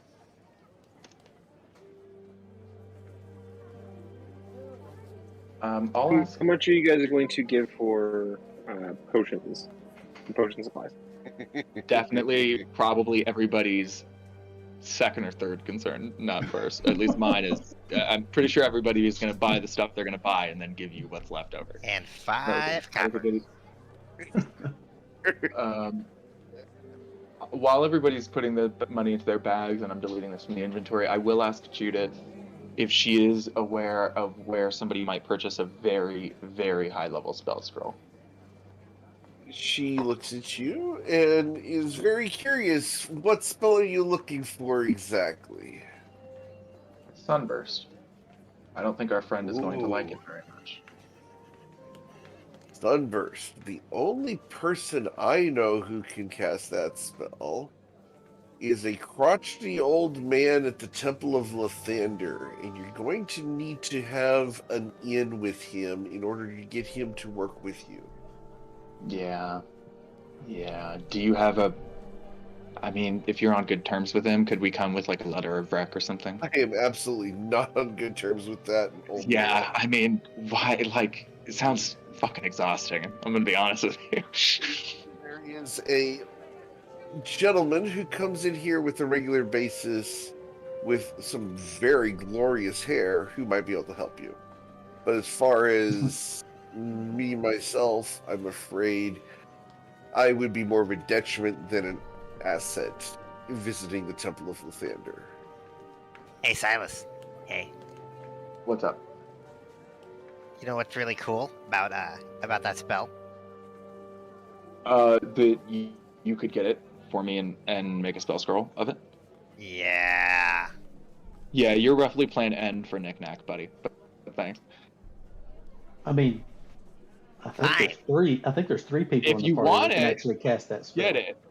Oh But- no! It's fine. It's fine. I see it. You got your thing settled. It's fine. It's fine. You and I don't pretend like you and I have not had a friendly little one-over on each other for a long time. I'm not about to ask you for help unless I need it, but I will ask you if I need it. But I'd rather buy it from somebody because then the transaction is done. I know you. Mhm. Please, I understand.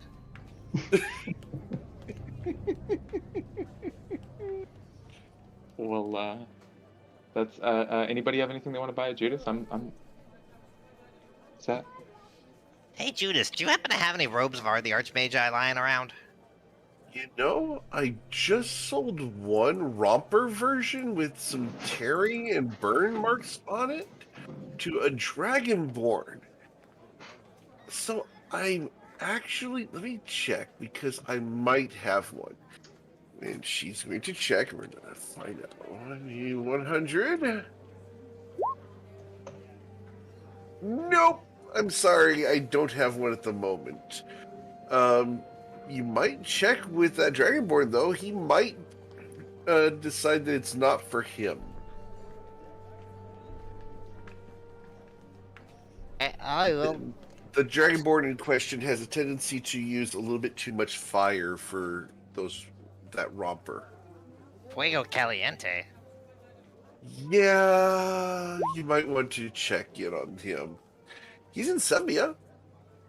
Ugh.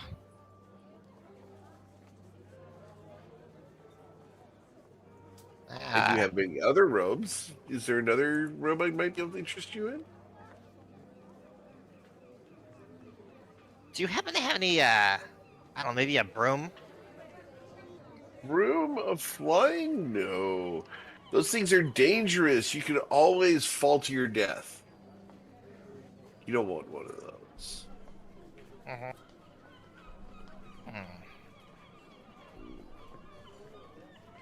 You know, one fire spell and that broom turns to char and you fall a couple 100 feet. Next thing we know, my competition is simply a puddle of paste. Yeah, fair enough. Okay.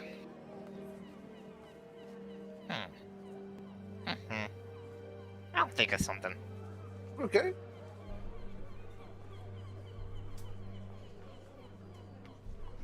I have a few things if you're done, Nick. Yeah. What was that noise? What Okay. do you want? Well, first of all, I was told that you're here permanently now, at least for the time being. What happened? For the time being. If you don't mind me asking, what happened? I do mind. Fair enough. And also, is your enchanter around? You hear from the door, "Of course I am." Great. You look around, and Borgus is quickly reaverting his eyes from watching Tempest and Cass walking around. Hey. So, What? new dragon blood. Blue dragon blood. I'm not too sure. I don't know how enchantment works, but do you think I could, take out his spear? I think I could do something a little extra with it. You don't want to put dragon blood on that thing. Last thing you want is an air elemental crossed with a dragon. Air dragons. Ugh. Wouldn't even see the thing. It's scary, ain't it? Ugh. And remind me, the Iron Tones of Insight are 4,000 gold? I think so. Judith checks. Insight. 3,000 gold. 3,000? Oh, that's much better than I thought. What's the likelihood that you can fuse two together again? We talked about this before, I just had forgotten. It's a 25% chance, and both would be destroyed if they fail. So it's going to cost you 6,000 gold, and then I take them in the back and shove them together and see what happens. Is there a way to increase that chance? Pray?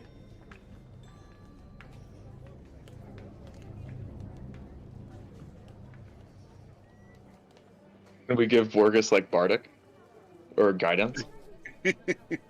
Or is it? You can probably D100 get, that it's you roll? literally a 25% chance. It's you just roll 1d25, 100, and on a 1 through 25 it works. On a 26 through above, both of them break. Well, my main issue right now is that my key is not as effective going up against these stronger enemies. What you need is one of those books. Judy, you got those books in, right? Yeah, you got some books. Like the one I And purchased from you before? Huh. She shows you guys a complete collection of 6 books. Oh, God damn. Shut your mouth, Eric. What have you done? Fuck. And he pulls out the one that he has already. He's like, You're gonna. The one you've got is ratty and old. It's a couple hundred years old.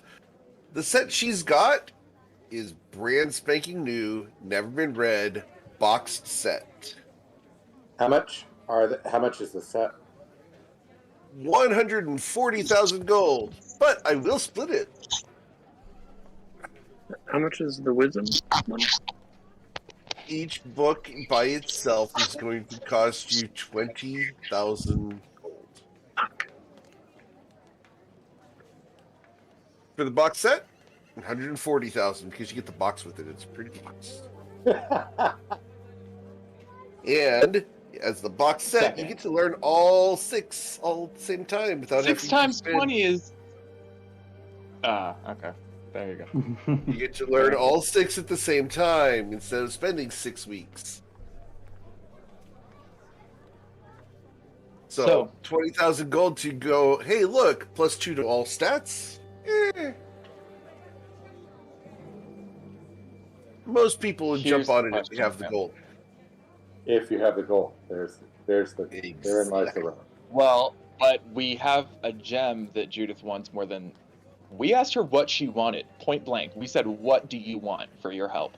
And she listed this gem out of anything in the world. Fair.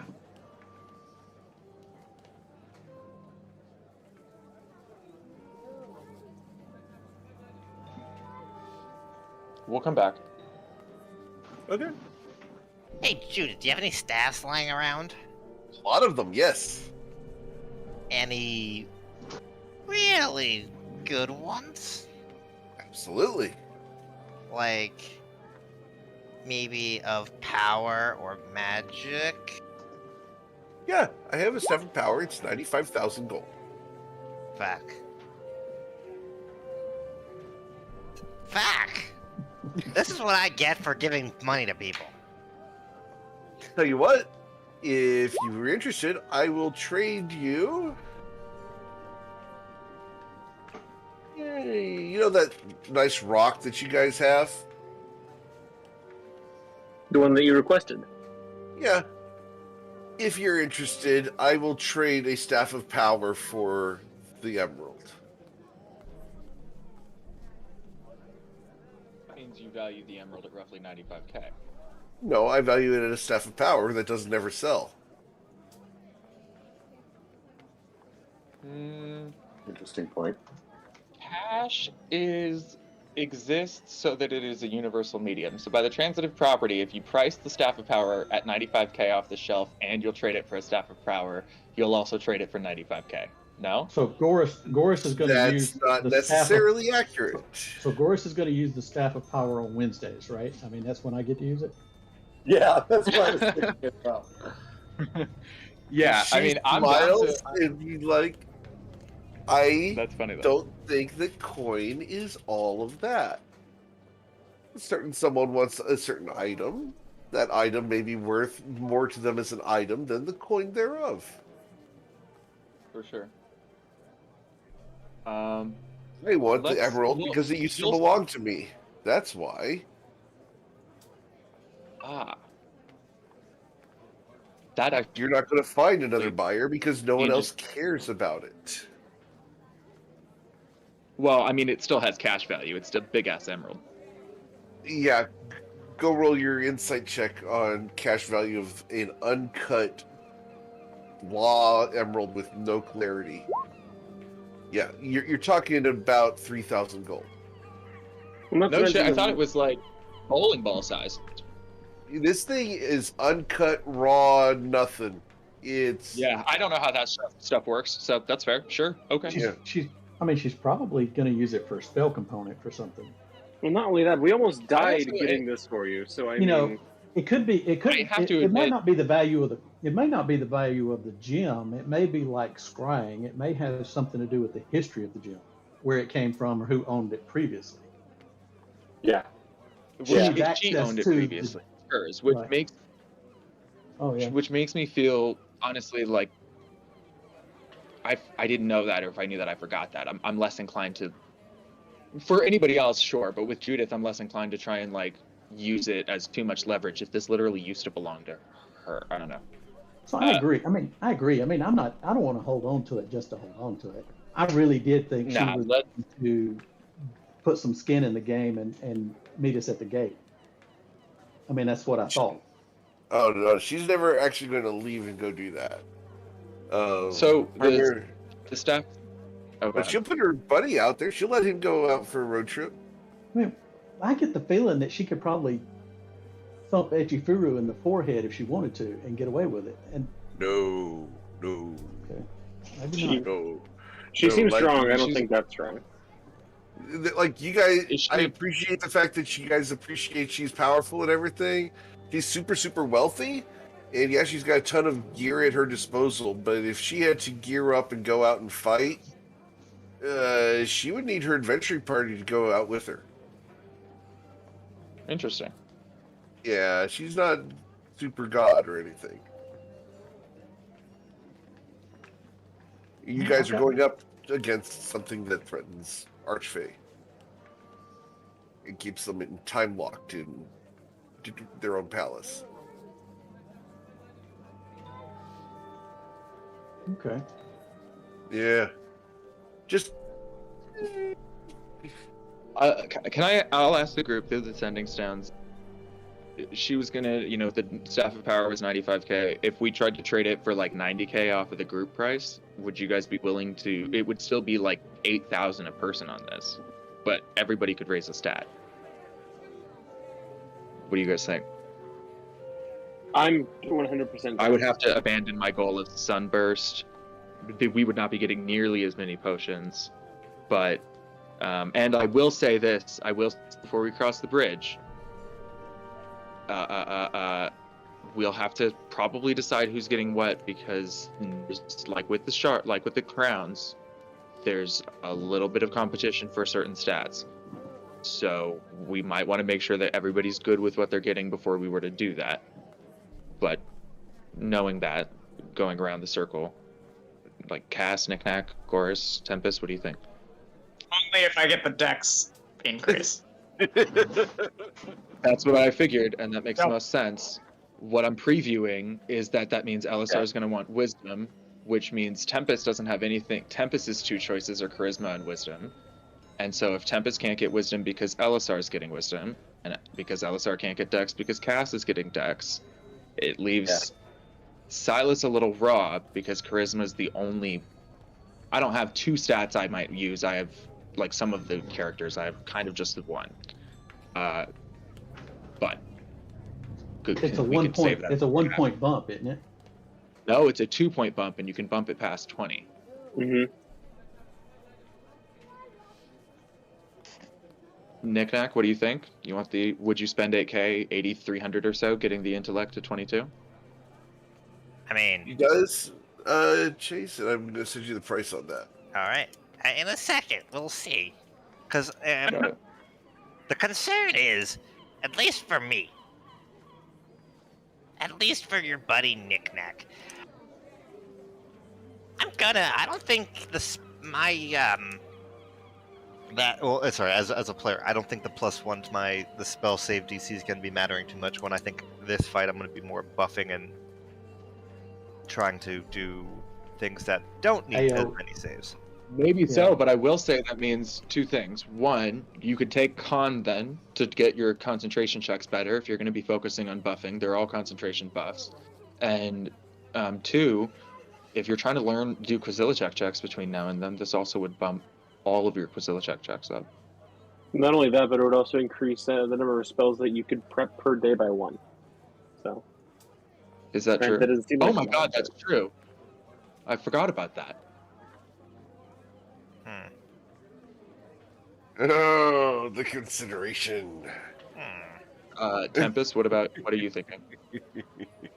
I mean, as you've sort of gone through each character, that there's literally nothing left that would be of any interest to Tempest, because that strength, +2 to a -1 stat isn't really helpful. Would you want the con? I mean, obviously the first choice would be charisma, the second would be wisdom, the third would be con. So those would be the three that she's interested in. But if those are already taken, then I mean, it's not going to be worth 8,000 gold. Just yeah. For sure. I mean, yeah.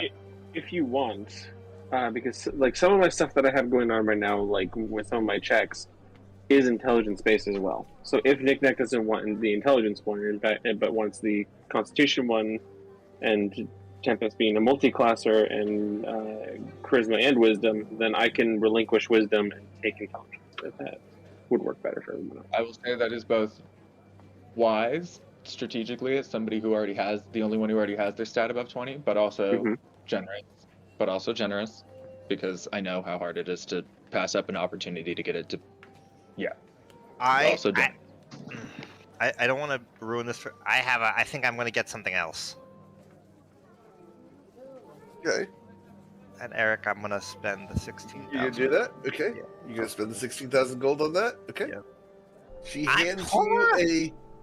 hands you she takes the object, she places that object inside of a red mahogany box and hands it to you along with a small key to the red mahogany box. I don't think I've ever been this poor in like a year. And what Knick-Knack just bought will remain silent and deadly. Just like a fart. Yeah, that's what I was going to say. Is that what he bought? Because that was a lot of money for a fart. He's not far off. Yeah. I like how you said I have never been this poor for like a year. You still have 1,000 gold. Like, Yeah, only 1,000 gold. oh no, only 1,000. Man, it's crazy.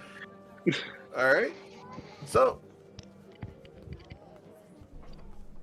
Knick-Knack seems very pleased with whatever he just bought, as he is practically doing the chimney sweep dance. Yeah, I think this was very knick-knacky. Oh, I agree, 100%. If the rest of us want to try and pull this off, which would give us a bit more flexibility, let's think of some items in the bag of holding we've been saving for just in case, that now that we're at the final stage, we can sell off. Iron Stone of Agility I have in the bag of holding. Does anybody want that? Is anybody using it? Iron Stone of Agility. Nobody's going to use that. We can't use it. Alright. And Cass can't either, right? You're maxed as well. Mm-hmm. I thought you were at So- 18. I have the bib that I could give up. Yeah, that is. Yeah.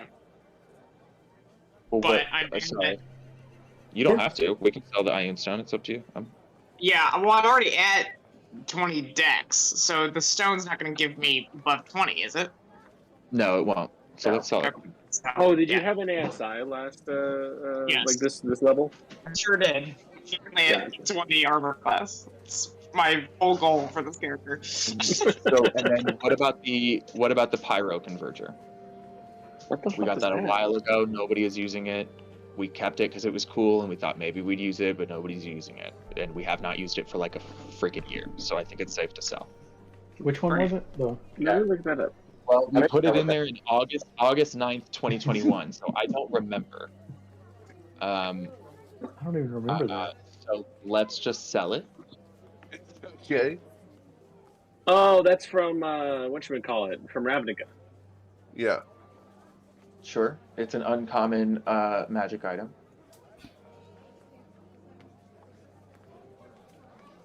Yep. And it's going to bring in 4,000 gold. 4,000 gold. We were going to give, or we gave the sea glass diadem. Yeah, what did we do with the set? The diadem set. We gave the. All to Jewel to London. That's what I thought. Oh, we all gave them to Jewel. Okay, I'm gonna get rid of mine then. Somewhere in my inventory. We have a belted dwarven kind that I don't think have ever used. Is that being used? That was No. added. Yeah, I took it off. That was added April of 2021. So if nobody's using that, we're gonna sell it. Does that work for everybody? I think I used it for 2 sessions and then gave it to Ryla. Yeah. What can we sell the belted dwarven kind for? Dwarven kind. Belted Dwarven kind, you guys will gain 4,000 gold for that because it's worth 6. Great. Oh. I will point out that you guys could have put on Belt of Dwarven Kind and used the Dwarven Thrower. Yeah, but that takes Yeah, two but that's attunement two slots. attunement slots for Yeah. one gimmick, Out there. which is a good gimmick. It is, but it's still two attunement slots for it. No, it was really good for Rilo for a while. The Constitution bump, there's a bunch of things that came with it. He got dark vision out of it too, I think. But there's a whole bunch of stuff he got. It was great, but he just outgrew it. Yep. I don't think, I will say this, let's at least get a price on it. Because I think we are about to face things that are beyond the power of the Box of Devouring. As useful as it was, I think it may have served its purpose, so let's at least get a price check on it. And I imagine that's maybe pricey. Devouring. I still say we didn't use that thing enough. We used it a handful of times. We In did. Use it like twice. Yeah, she's going to. Oh goodness. You do a greater We'll invisibility. give you 3,000 gold for it because it's not as valuable as a bag of holding. Oh wow. Well, we have a bag of holding, but we also have a handy haversack. What would that sell for? 2,000 gold is retail on it. If Tempest wants to give it up, which you certainly don't have to, we can work our way around the 2K. I'm just looking at the inventory list and seeing stuff that we may not be using. Yeah, no, I don't use it. So yeah, that's fine. 2,000 gold. What about the suit of shift weave? Do you use that, Tempest? Have you already sold it? I'm sorry, say that again. Suit of shift weave is what I have written down. I have never worn that, honestly. Yeah. What is that worth? Let's pull up this. Oh, that was 200 gold. Okay. Hey, it all adds up. Yep. We have an alchemy jug that we have not once used, though I think Nick might want to preserve the opportunity to use it, and that's fine. I'm just looking through the list. That's. Do you want to keep it? You guys would gain 4,000 gold for that. Nick, what do you think? All my slots hooked up. Alchemy jug is not attunement. It's not yeah, attuned. right. But We you used don't to- tend to. I mean, we've never used it, and like every time you want to do control water, we have found a way to do it. This was added in October 2020. The only thing no. we used it for was killing the vampires. Mm-hmm. That's true. We did use it for that. But that's And we been are ages gonna ago. have- But we are going to have, a bunch of undead. If you want to try another holy water trick on it, that's maybe possible. It just They don't have those. Hello. You either Huh? get cloak of protection or you get a ring of protection. They don't have +3 cloaks of protection. Yeah, this.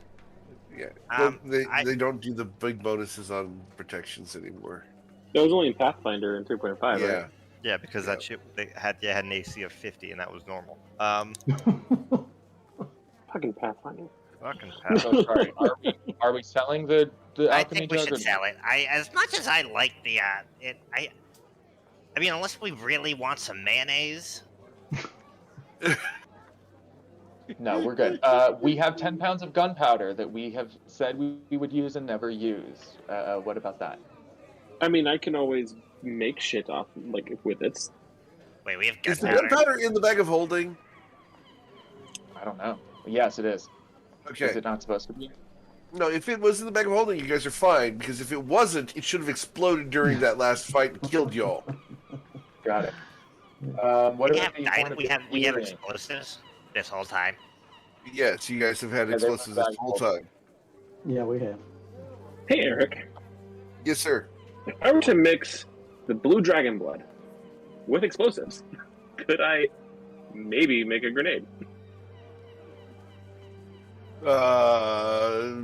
Yeah. Knowing Elisar's, formulating compounding mind, how likely would it be? You would have to do a sleight of hand check to craft it.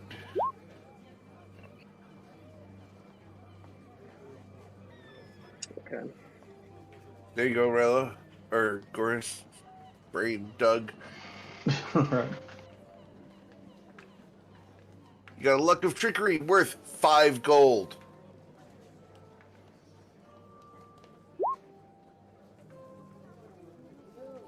Ooh, the Ear Horn of Hearing is actually worth quite a bit. It was.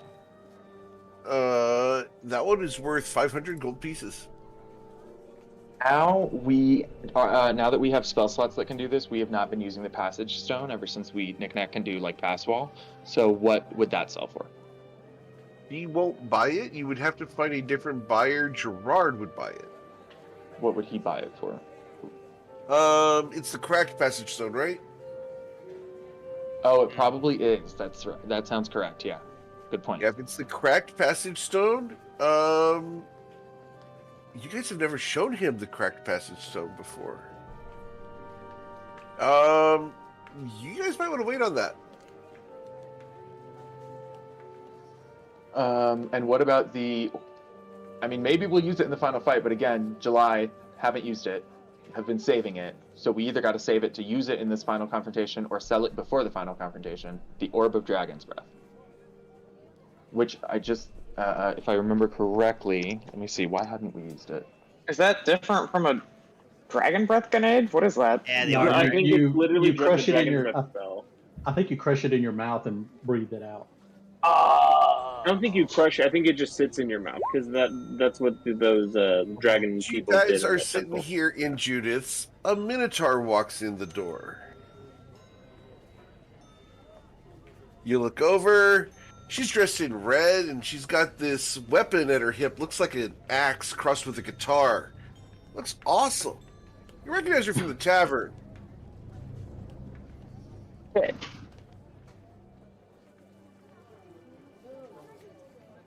River. Hey Judith, how's it going? How's it going? Welcome, River. I think these people have some questions for you. Questions for me? Oh, happy to help any way I can. Thanks, Kathy, for showing up at 4 a.m. your time. Gross. Oh my god. Holy shit. Thank you. You're welcome. I'm good.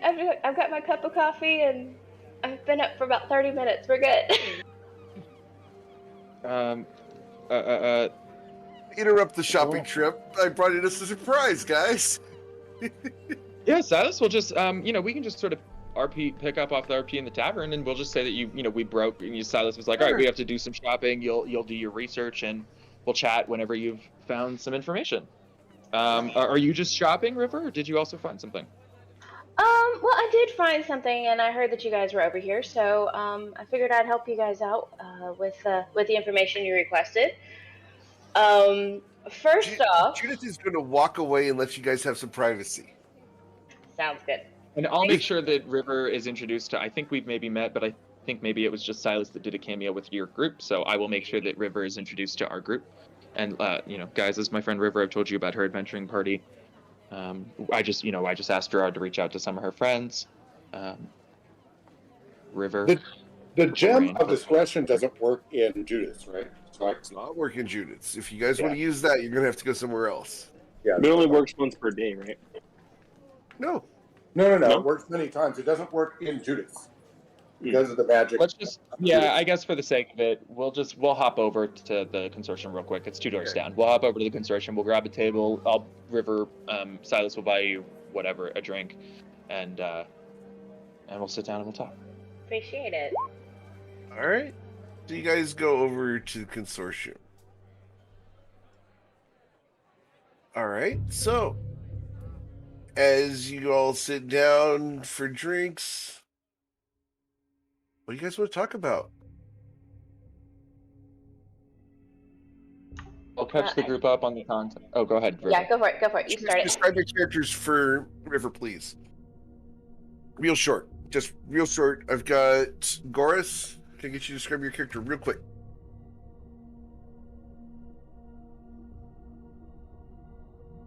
Goris? Can't hear you, Doug. All right, we'll move to Tempest. Tempest is a tabaxi. She's got blue eyes, and she's probably, wearing a cloak, and is looking over at you. She's carrying a lot of musical items. She's she's very interested and sitting attentively. Okay. Cass? Cass looks like a very pale, blonde, elven woman, but she sort of leans up closer and says, "Oh wow, you've got really cool eyes." And her eyes match to look like yours, and it is like a little bit trying to tweak her face so that it like fits more casually in her expression, and then goes back to her like regular dark-eyed elven shape. River looks at her and is like, I think I have a friend who wants to talk to you. And I have heard that. Alisar, could I get you to quickly describe your character? Yeah, you see an average height wood elf wearing black and gray gi. Not really wearing not really having anything else with them except a small bag and a spear. Their long black hair tied in a ponytail. Goris? So, Goris is a half-orc barbarian, very tall, not worried about manners or niceties very, very much. And last of the group, Mr. Cicelli. Who needs an introduction of this beautiful, short, red-haired gnome? I'm perfect. Everyone knows what I look like. Yeah. All right. And of course, Silas, just as a refresher. We know. Yeah, we've met, but Silas is brown-haired half-elf. Seated in front of you attentively. Yeah. So, as Pretty you average. guys sit down, Tempest, you're using the gem of discretion, right? Yes. Cool. So, a little bubble appears around the table, and you guys have privacy. What would you like to discuss? well, I mean, y'all had some questions for me, and unfortunately, I had to get all of my notebooks out for it. I mean, I have, and she looks in her bag, and she pulls out a notebook and some papers and some other things. So what exactly do you want to know? I mean, I know that there was one question that was asked that I would be more than happy to answer that as well. And, but what in particular would you guys like to know? Because I could go on for days. I mean, I have notebooks upon notebooks. Let's start here. I think the group will have follow-up questions, but let's start here. To the team, I heard that River and her group recently did some reconnaissance near the Forgotten Keep and may have actually seen it in person. So I think, and we are about to hit the Forgotten Keep with everything we've got. So we would like to know everything you know, terrain, troops. We also heard about a blonde woman roaming, wearing dark armor, roaming the forest. We'd like to know more about that. We sent somebody to scout there, so we'll be checking in with him soon. But anything you can give us would also be wonderful. Okay, well, yes. It was me and my group that went up that way, and particularly Radian and myself that did some scouting up in that area. And let me tell you, y'all are in for it. It's not something that I would say would be particularly easy. So let's talk about the pathward up to that area, and then we'll branch out from there. Have y'all ever heard of Arabelle? Yes. Okay, we've been there. Okay, Plausible deniability here. No incriminating evidence. I plead the fifth. No, you're good. We were there, and this is River. You're good. Trust me. I may remember things, but if you wish me to keep it mum, I will. Heading up to Arabelle, we went through it, as you know. Did you know that there was a labyrinth underneath the Elf Skull Tavern? Yeah, we figured it out. Everything but the undead beholder. Thanks, guys. Oh, that's right. Oh, fuck. We did miss one room in that damn place. Yeah, it was a good thing that we have Drask, because he was able to stick his head in there and not be seen, and he was like, yeah, let's go, bye. And Great. so that's what we Love did. that little guy. It's still there, but if you end up that way, I'm certain y'all are powerful enough to handle that now, because we weren't. So past the elf skull, it is completely surrounded by undead. I know that Radiant and I had to run through a town after the elf skull that was just nothing but undead. And yeah, there was a note stating "Beware undead, tacked to a tree," but it was on the other side of the town, and that just didn't help us much. But in regards to the ghostly figure, we were on our way to the. I'm having a brain fart because it's early. The mountains. What is it? The Stormhorn? Yes, The something thank like you. that. Stormhold? Stormhorn? Yes, thank you. We were walking and came across um, a, a, a gentleman. His name is Rogmesh. Does that ring a bell? Yeah. Ah, that is the aforementioned scout that we just said we sent. Well, when we came across him, he had absolutely no memory. Couldn't even remember his own name. Fuck. So, he said, "Be careful, there's undead," but that's just all I can remember. And so we sat down with a Temple of the Hearth candle, because I'm not cool enough for Greater Restoration yet, and sat down with him and was able to restore his memory, and he was able to tell us exactly what was going on. He had gone up to the Forgotten Keep to do some recon for you, as you had requested, and there's undead and fiends and monsters and nastiness there. He was sneaking around, and he was hiding behind a pillar, and he heard a woman say "forget" and then stab him in the back. Did this not once, but maybe twice, and he had been roaming around ever since, because he didn't know what to do. So he hightailed it out of there, and let me tell you, Rogmesh is so totally cool. We love him. I think he's the greatest person. Did you know he wrote a series of books? No. Oh yeah. Brand. Oh, he was fantastic. Let me tell you, these books. What are they books on? Are they fiction? Are they nonfiction? What does he write? Oh, they are definitely nonfiction, though I questioned him about it. They are these books on tales and what to do with them in very intimate situations. Let me tell you, he has all sorts of information on how to do all this stuff, and he interviewed Dredge and a few other people. He autographed these books. It was he was just amazing, absolutely amazing.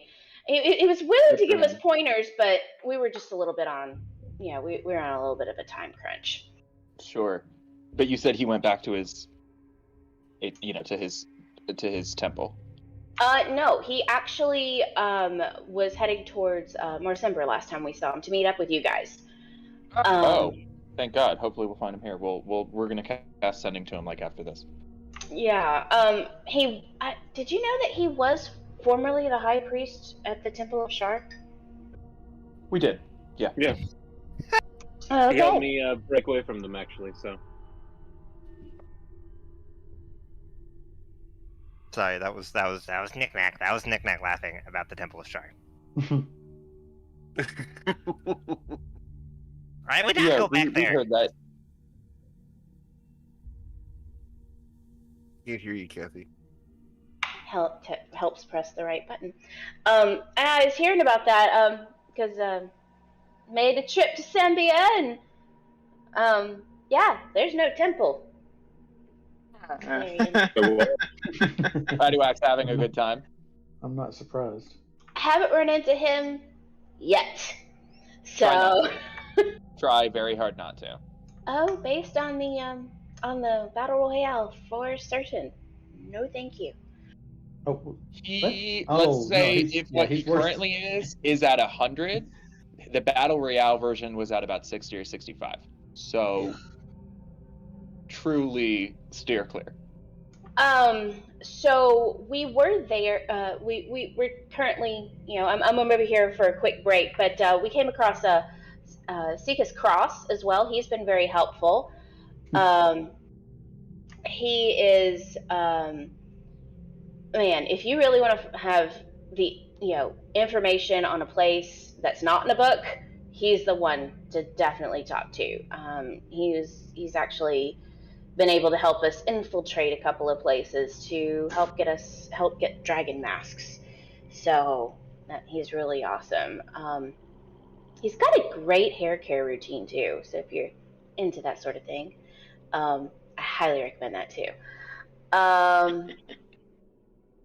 Let's see. Oh, after we left Rogmesh, heading towards Marsember, we were walking along, and this ghostly woman came across us and had a very interesting conversation.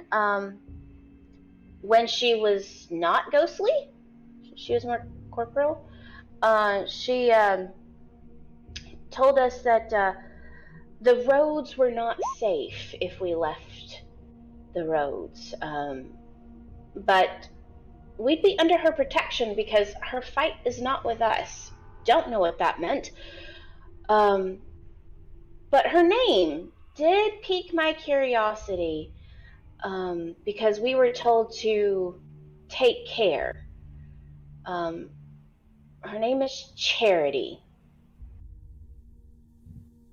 Okay, so at this point, I use prestidigitation to create earplugs for everybody but Goris, while Goris screams bloody murder, I imagine, and full-throated for like a full minute. So, Goris? Yeah, that's...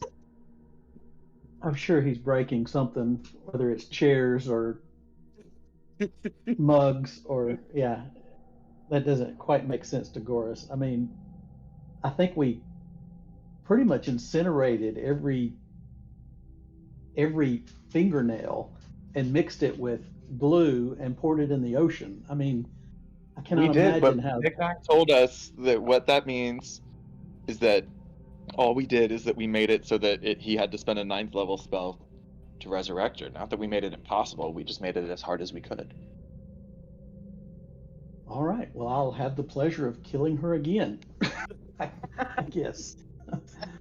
Well, I think the weirdest thing about her was that as we were walking out, we were constantly running into her in her ghostly form. She was carrying a candle. I don't know if that means anything important, but she was carrying a candle, and I would swear, like every mile and a half, we'd see her again. It was the weirdest thing. Is that normal for her? Because that's... Well... No, she might be severe. She said you were under her protection. I mean, that's not like her either. It was interesting. It was a very interesting... I mean, she didn't say much except for, you're not supposed to be here. Your fight's not with us. Well, not with me. And that she said that we were under her protection and that she would protect us all the way through the woods. What she did. I mean, as soon as we left the woods, she was gone. Now, in between Rogmesh leaving and Charity showing up, Radian and I went off and we did scout up towards that area of the Forgotten Keep, and there was undead, there were fiends, I mean, that's just the tip of the iceberg. There's thousands upon thousands upon thousands of them. I do know from talking to some very reliable sources that Past that, I don't know if y'all are interested, but the desert that's around there that has been expanding. Except for this one little area where there is where there's a new oasis started by Gray. I don't know if you're familiar with the Jägerbag Curio, but they were able to stop some of the expanding of the desert up there. I'm sorry. Yeah, we spoke to some of them. They told us that. Yeah. That's great. Yeah. So, and the expanding of the desert was officially done by the Forgotten One. Yeah. So, I mean, what do y'all know about the Forgotten One? I mean, y'all probably know more about him than I do. Possibly so, yes. I would like an insight check on the oasis she's talking about. And you guys can all roll this if you guys want to. I think we may have been explicitly told what you're having us roll for. Yeah, okay. You guys will remember you visited an oasis involving a certain bombastic individual whose it's tattoo... Hanzo's oasis. Yeah. This is a new oasis in the desert in a different location. Yeah. So you get the distinct feeling as Silas's shoulder itches right now that might be important and maybe something you guys want to check out. Oh, I'm going to be talking to Conxel later. Yeah. I'm going to be checking in with him for sure. He's on my list. Okay. Cool. Anybody else have any questions for River? River's like, you're not going to tell me about the Forgotten One? So, I have a very long list. Let's cap it off with that. Did they run into anything in the forest? No, because we were under Charity's protection. She would not allow anything come near us. We could see them in the woods, but it was all undead and fiends, primarily for us. Why would she protect it? Anyway? Yeah. I don't understand. What did you had to have done something to gain her protection. I can't imagine that she would afford anyone passage through the territory. Maybe she was just trying to usher them away from the keep. Make sure it was easier to say, we'll keep you safe if you're headed this way. For Charity, it'd have been easier to kill them than to usher them away. It'd have taken less time. For us, we had gone up to the keep strictly to look for books, which probably wouldn't have been there. But they are the diaries of Rorgus. Rorgus is the leader of the Weeping Flame. And she was burned at the stake, and the Forgotten Keep was her home originally. She tried to take over the world and was stopped. Rogmesh knows quite a bit about her, and so I mean, it's nothing but ruins of her home now up at the Forgotten Keep. But you made it all the way to the Forgotten Keep. As close as not everything. No, it was just Radiant and me. No, there was no way we saw all those fiends, and we were like, nope, and we left because that was. But you just got within sight of it on a nearby hill or something. No, not anywhere close. You just saw fields of fiends and undead on your way to it, and you didn't even get to see the keep itself. Okay. Didn't get to see the keep at all. But I do know some of the history of the keep. I highly doubt her diaries would be there, but if you happen to see her diaries, if you're up there and make it to it, which I have no doubt you will. We wanted to invite you guys, if you wanted to suit up, and face down that army of fiends with a lot more backup. Purple Dragon retinue, us, plenty of Gerard's friends. We're calling in some of Cass's friends. We'll see if Rogmish can be there. Handful of folks of similar capability. If you want to suit up and help us clear the way, we'll get into the tower. We know that's maybe a little... We know you have other stuff going on. But if you want to help us clear the path, you're more than welcome. I would We'll not be keep an eye out opposed for to the joining, but I'll have to let Radiant and the rest of them know for certain. Sure. But count me in. Yes, Awesome. and that We'll means keep an eye 4 out for the a.m. diary. It's 4 a.m. Yay! But yeah, absolutely, you can count me in. Any other questions? Guys? You didn't run into anybody else in the forest?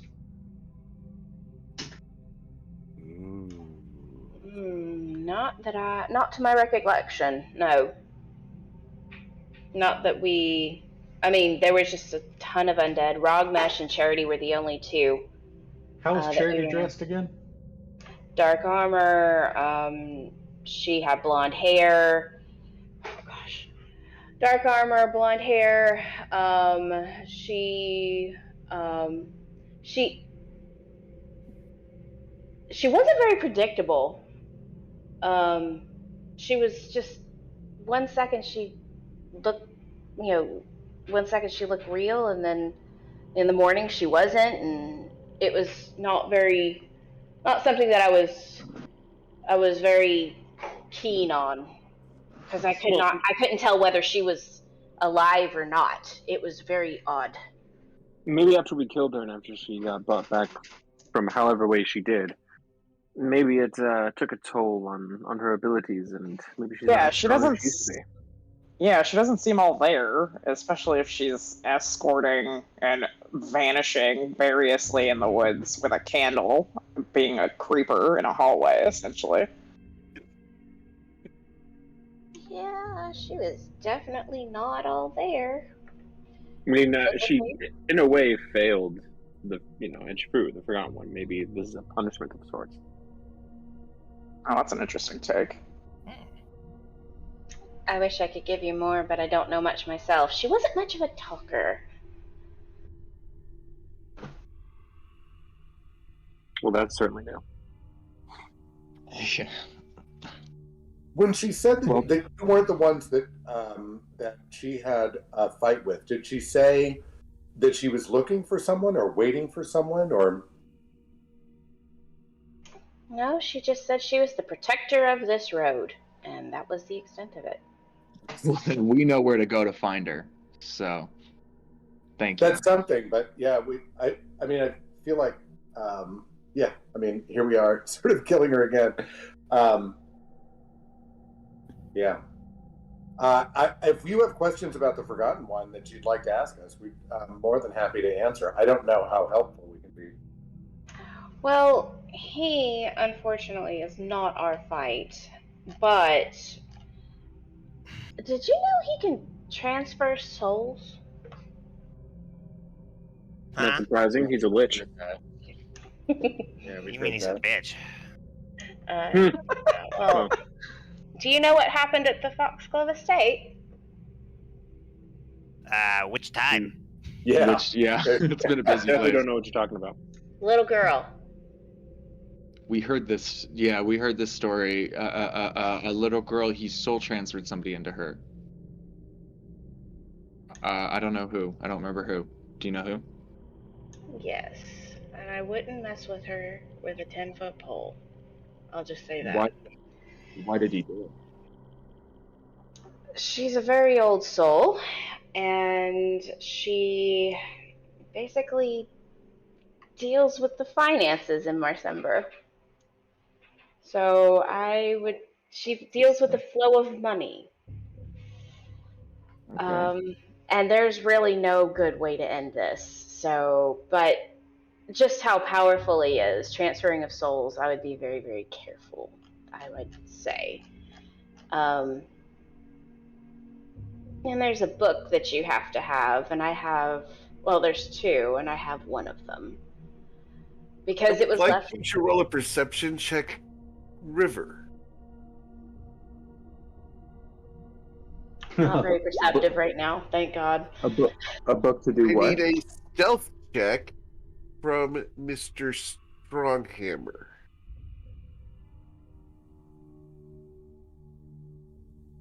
Oh. Yeah. Mr. Cicelli? Yep. It would need to be at disadvantage because it's hidden in another book. Which one is, so what's, did you say, wisdom? Stealth check, please. Stealth, fuck. Yeah. Hey! Okay, cool. Yep. So, River does not see it. Should However, I take it? Should I take it out of my inventory now? no, you should not. Okay. No. Roll an insight check, Knick-Knack, please. Okie dokes. Yep. Oh. That Okay, is well, there goes that story. All right, dice telling a story. Move on.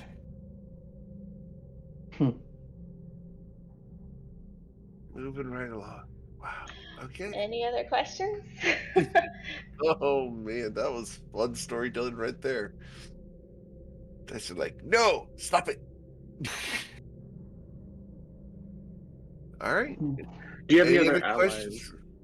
Do you have any other allies that have been or still are with your group that maybe we can discuss things with?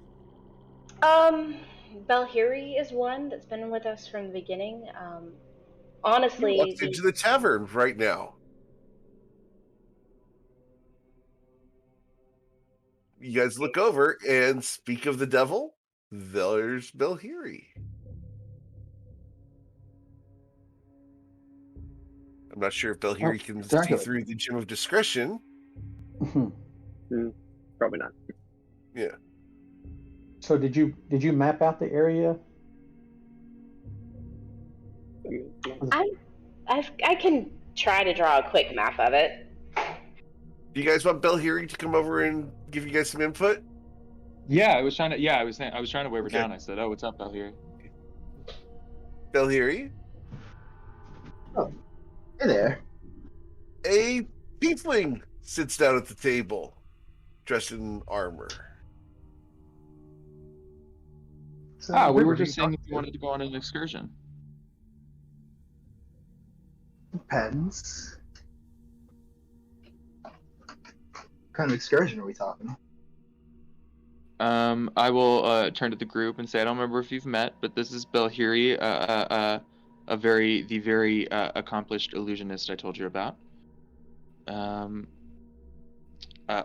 We are headed to a area filled with undead northwest of Arabelle, and need competent casters and fighters to help us push through.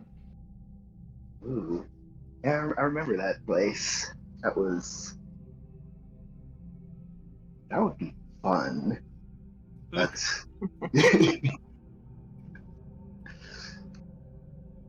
know exactly who'd enjoy it too. But I'm sure everyone else told you about Radiant. More the merrier. Bring your friends. Actually, Yeah, your that's friend sweet with this is the friend with the purple hair, or the blonde hair, the golden hair. Oh no, it's purple. Well, was.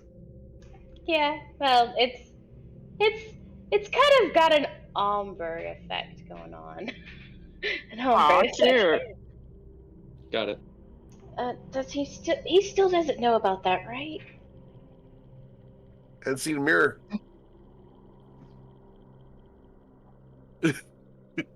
True. Were there any Are other friends that you would know of? Past or present? That would know anything about it? I mean, the only other person. Or no, that would be willing to join us storming the castle. I mean, we could ask Drask. He's always a good shot. Yeah, just tell him that the purple dragons need help there, and I'm sure he'd join. They do. I mean, we will be going with a retinue of purple dragons. He is very purple dragon oriented. All right. Well, if you guys don't have any more questions for River, I'm going to let her go or hang out if she wants to hang out. But otherwise... I would like to get a map, a sketch, or a drawing of some kind to give us an idea. A few things we're looking at. Yeah, Chorus, it sort of sounds like I could draw you a rectangle and just fill it with undead, and that's sort of what they dealt with. But, if we want to get a map, we can get a map. Maybe you're right. Sure. Go ahead and draw them a map. Toss it in That was the Discord. performance check, I think.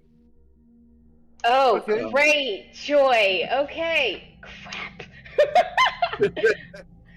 Oh, Yeah. Lord. Give me a minute or 12. Yeah, so while she real life takes some time to draw up a map of what she saw and did, you guys going to go over and finish selling stuff in Judas? Can we quickly flag Gerard back down and ask him about this passage stone? Of course. Yeah, he owes me 240 gold. Not yet. He doesn't. You're not back yet. Go away. I try. There's lore there that she gets to know that you guys don't get to experience yet. All right. So, yeah. So, the passage stone. Where'd you get this? We just found Anybody it laying remember where around. we were July 19th, 2021? Oh, that's interesting. This is a passage stone to an old palace here in Cormyr. You sure you It don't know might where be you got quite this? Damn it. Can I roll a history check or something? Yeah, Can we go get ahead this and roll it. in? I'm going to make it be a 20 because you guys didn't take notes. You guys got any way to bump that up by 2? Did Can I we cast not get guidance on this in the myself at Blue all? Palace? I got guidance. So I Cass did mine last. remembers exactly where you guys got it from. Yeah, this was in Eamin's palace. This was before we met Eamin. I'm sorry. Oh. Where? Oh, that's right. This was in the Blue Palace, Gerard. Yeah, you know that place we kept asking you about? And you were like, there are a lot of palaces and some of them are blue. And we were like, well, what? We can smell things and see things and hear things, but we don't know what we're seeing, smelling, or hearing. You were like, well, I can't really help you with that. So he got caught in his own telling cryptic me- trap. So you're telling me that you got a passage stone that allows you to access castles and pass through secret doors in Cormyrian palaces from a place in the Feywild where the Forgotten One escaped from, and you have this key? No, Fey adjacent. It's not. Yeah, I have it, but I also. You're just saying it like we to be intended honest- this to be a problem. Well, also, We didn't like, know to be what we were honest, doing. Gerard, I think I'm living walking proof that this stone was not used by the Forgotten One for anything nefarious. It was probably used by No, Evening to sleep around with the Queen and produce That's things fair. like me. So, like, Have you I don't know. considered that this stone might not be for the main palace, but be used for the palace that you're going to be attacking? Oh, interesting. Well, the problem is you still have to get close enough to the palace to use it, and that's always the biggest But problem. once we get close enough, this could be an interesting. It allows you to walk through stone walls related to the castle with which this is attuned. And I don't recognize the rune on the stone, which means it's probably a castle I'm not familiar with, which may match the castle you're going to. Oh, Okay. Well, Oh, Well, I we'll thought keep it. already We'll used- see. I thought we used this. Didn't we use this to pass through some walls? I think we used it to open up another area in the Blue Palace, but I don't think it was used in its original intent. Okay.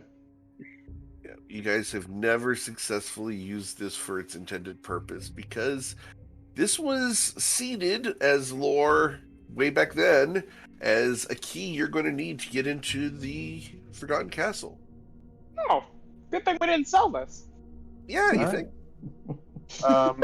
It's also a thing that is exceedingly valuable and would have been like, oh, really? You're going to give me 60,000 gold for this? Well, maybe Oh, we should just sell it. At Nick, level what is Dilmot's- 4. Knick-knack, what is Dulmot's pouch? What do I have that here as you have it? That's the messenger pouch that you look in one side, you hand something to the person on the other end. Oh, the diplomat's pouch. Got it. That was the one That's where we that's- got beat That's a the one that we fireball. keep getting fireball through. Yeah. Can we get and no, we're Cass, you're keeping the butcher's bib, right? You're not. You've. I mean, I don't. It only does the additional crit like on the 19 for slashing damage, and I don't use. I do piercing damage, so I'm a little bit like. No. Yes. Whoa, wait. Read the whole thing. That bib will let you re-roll a damage dice every single turn. Every single turn. Every single time you swing. But the damage dice are but Cass's damage is with number of dice, not dice size. It's a D4 and a D6. So like, yeah, I get the appeal, but I haven't used it because the lady in red is already badass enough. You know what I mean? You know I am, darling. Thank you. So So like, I'm willing to pitch it. So if, I don't know that Judith will want it. It's the other night. We'll head to Judas. Can we get a price check on the Tankard of Plenty and the Amulet of the Drunkard? Those are both common or uncommon. They're cheap. Let's make sure everybody understands what I'm saying, okay? It lets you re-roll not a damage die. It lets you re-roll the damage for the dice every single turn if you want to.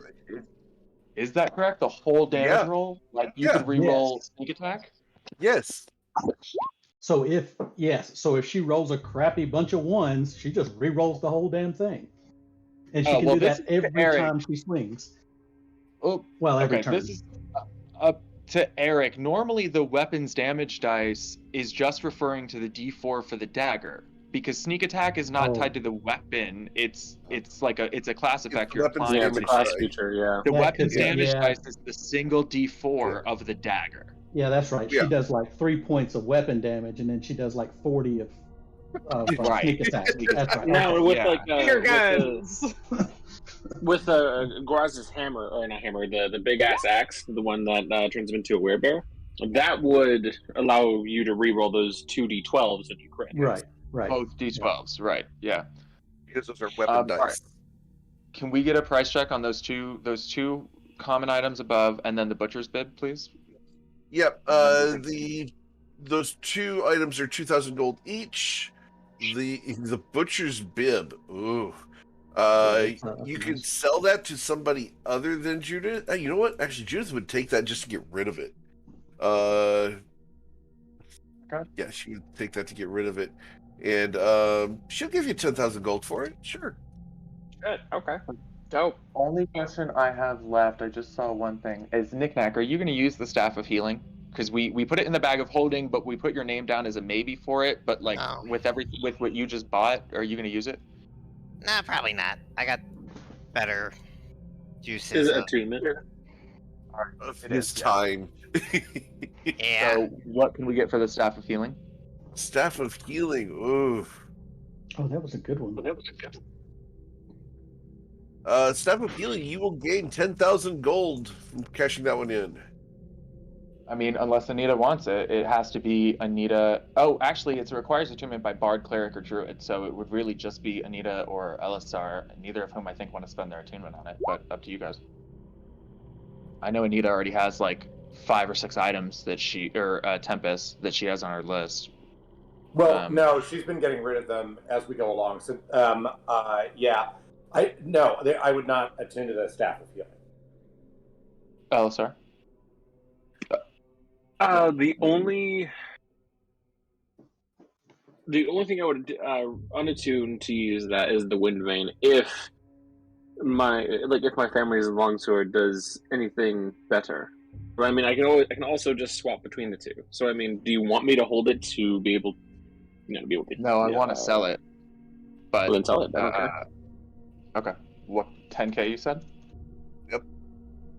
Great. All right. So, in total, we are now selling here. Let me do a sort. This is going to be a little easier, and then I will copy and paste. Well, we've also got the Wand of Cure Wounds if we need. I don't know how much that would be. That's not attunement, though, right? It's not attunement. Yeah, that is correct. I would say keep it. We can use it in between battle if we want, like in between battle, and we don't have the opportunity to do like a full rest. We can just like burn through the whole wand. Well, it can get somebody on their feet too once they go down, right? Yeah. Yeah, it's got enough. The charges. If you spend the charges, it can get somebody a little gas in the tank. All right, so Eric, we're selling all of these for a total, as quoted, of 49,955 gold. Okay. Okay. Now, team, I'm going to put the next disbursement in chat, and then we're going to revisit this book set option. Yeah. Man, you really want that sucker, don't you? That's the single biggest impact we can make on our success against this boss, like mathematically, inarguably. So, yeah. Don't look down, guys, but you guys got a ton of lurkers tonight. This is the most amount of money I've ever had. I know, for something boring. We're doing. So that's the split. We're buying a bunch of shit. Yeah. 8,300 is the split. Yes, that's after everything. Everybody adds that to their inventory. What? The It's urge in the to spend press 10,000 gold on herbs. Yeah, I can definitely go in on this set. So where was all this money when we were 10th level? Yeah, well, in the bag of holding. It was in the bag of holding. Oh man. All right. We're a bunch So of fucking hoarders. let's ask Judith this. She was gonna trade the gem for a 95k staff of power, I believe. Uh-huh. What if we try to trade it for 90k off of the set of books?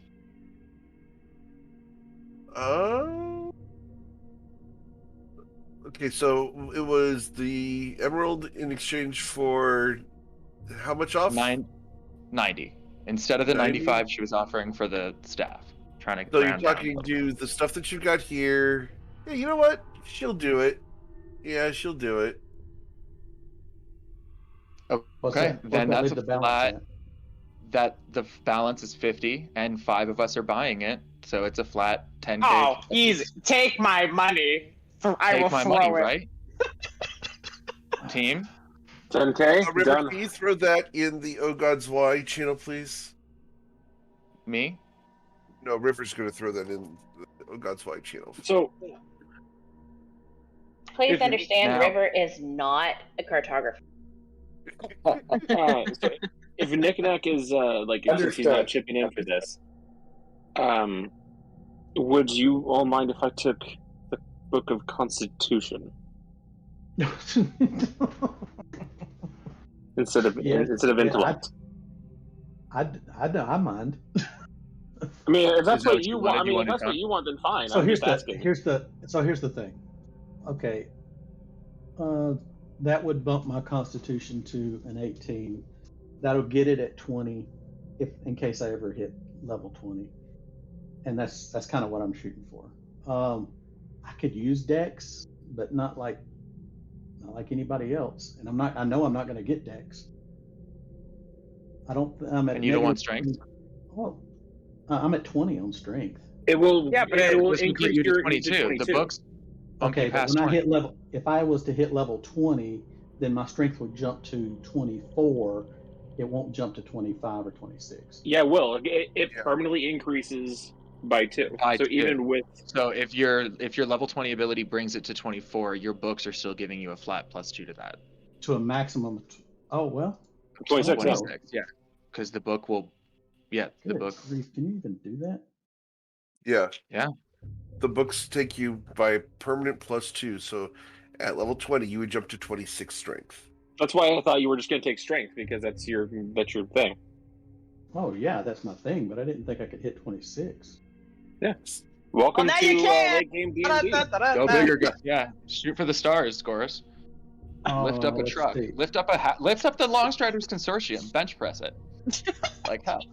Oh, I'm gonna smash some shit. Okay. The only yeah. reason why I'm like flip flopping between con and intelligence, I only have a +1 in con. Yep. I'm squish. Hang on. Let's do the easy ones first then, if Goris is taking strength. If you are. Yeah, I think that's the okay. I'll do that. Goris strength, cast Dex. Yep. If Tempest, would wisdom be beneficial to you? Would you be willing to go with wisdom? Yeah, wisdom's great. For your cleric stuff? Okay. And then I'll take charisma. I'm down to give Liam or Elisar the other two because he's not getting his first or his second choice. His first choice would be Dex, his second choice would be wisdom, or I guess reversed. Mm-hmm. And he's not getting his first or his second choice. The rest of us are getting either our first or our second choice. So I would be happy to give intelligence and con to Elisar, but that's, I mean, I leave that to the group. I think I'm good with it. I mean, I get what I'd be happy with that. Thank you. That's actually very, very nice of you.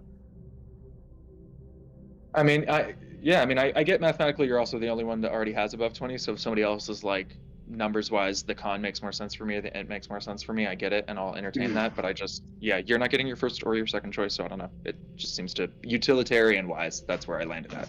But Tempest, Cass, what do you... Oh, I am already reading the dexterity manual, and I can't hear anything you're saying. Beautiful. Hey, I'm just waiting another 100 years to reread my manual of quickness of action, to be fair. So maybe. Tempest, does this work for you? Yeah, this is great. All right, we'll tell Judith we'll pay their other 50k. Everybody is about to subtract 10k from their inventory. All right. I can afford that too now.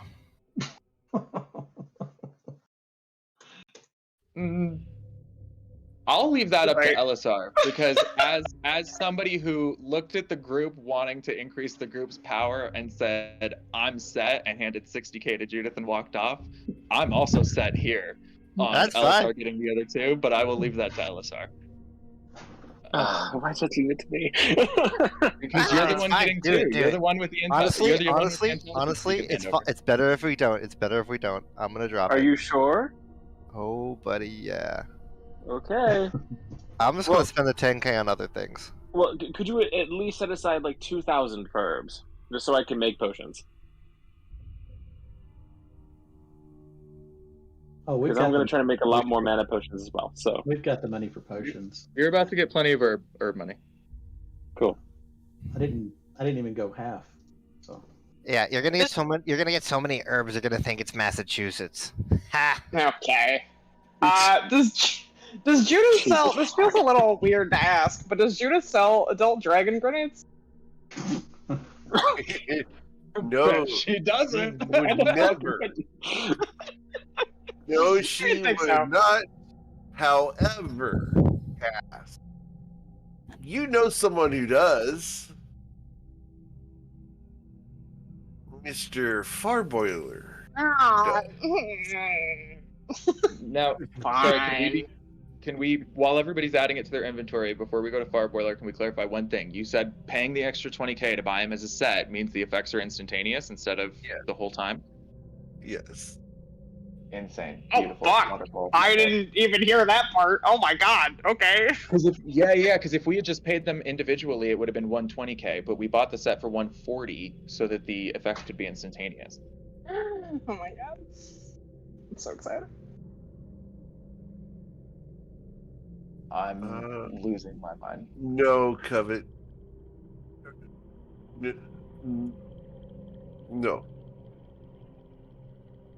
That's part of the fun, is being able to have people do this. Unless River would be returning that. Would River be returning that? No? It's not in my possession. Okay. Just check it.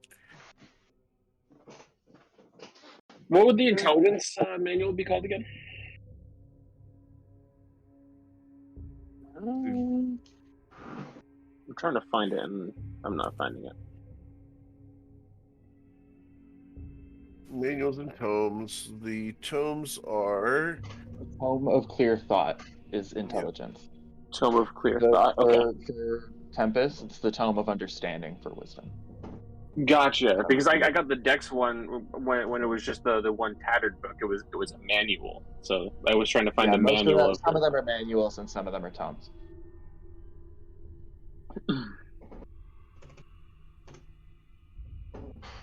Sweet. Evan.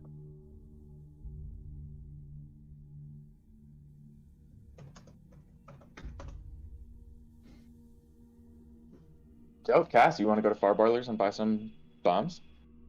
If you want to roll an Yes. insight check, Silas, you can roll an insight check to find out what that was. Okay. Awesome. Let me go ahead and send this.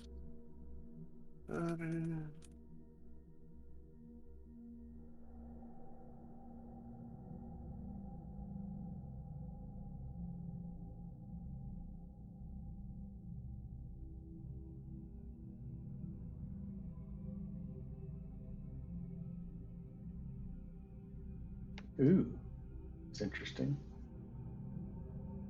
Does that make sense to you, Silas? Yeah, got it. Okay.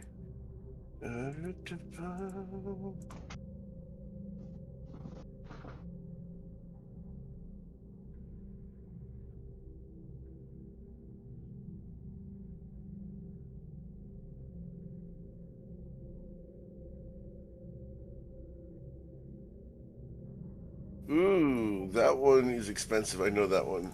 Let me pull it up. Yeah, I figured probably so. Yeah, that one's very expensive.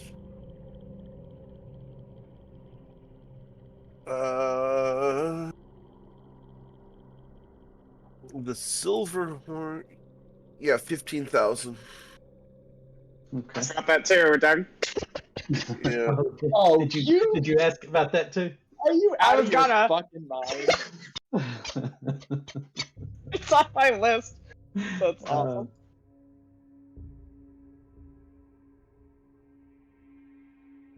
It's funny when the DM says, "Oh, I wouldn't have given you that if I remembered you had the horn."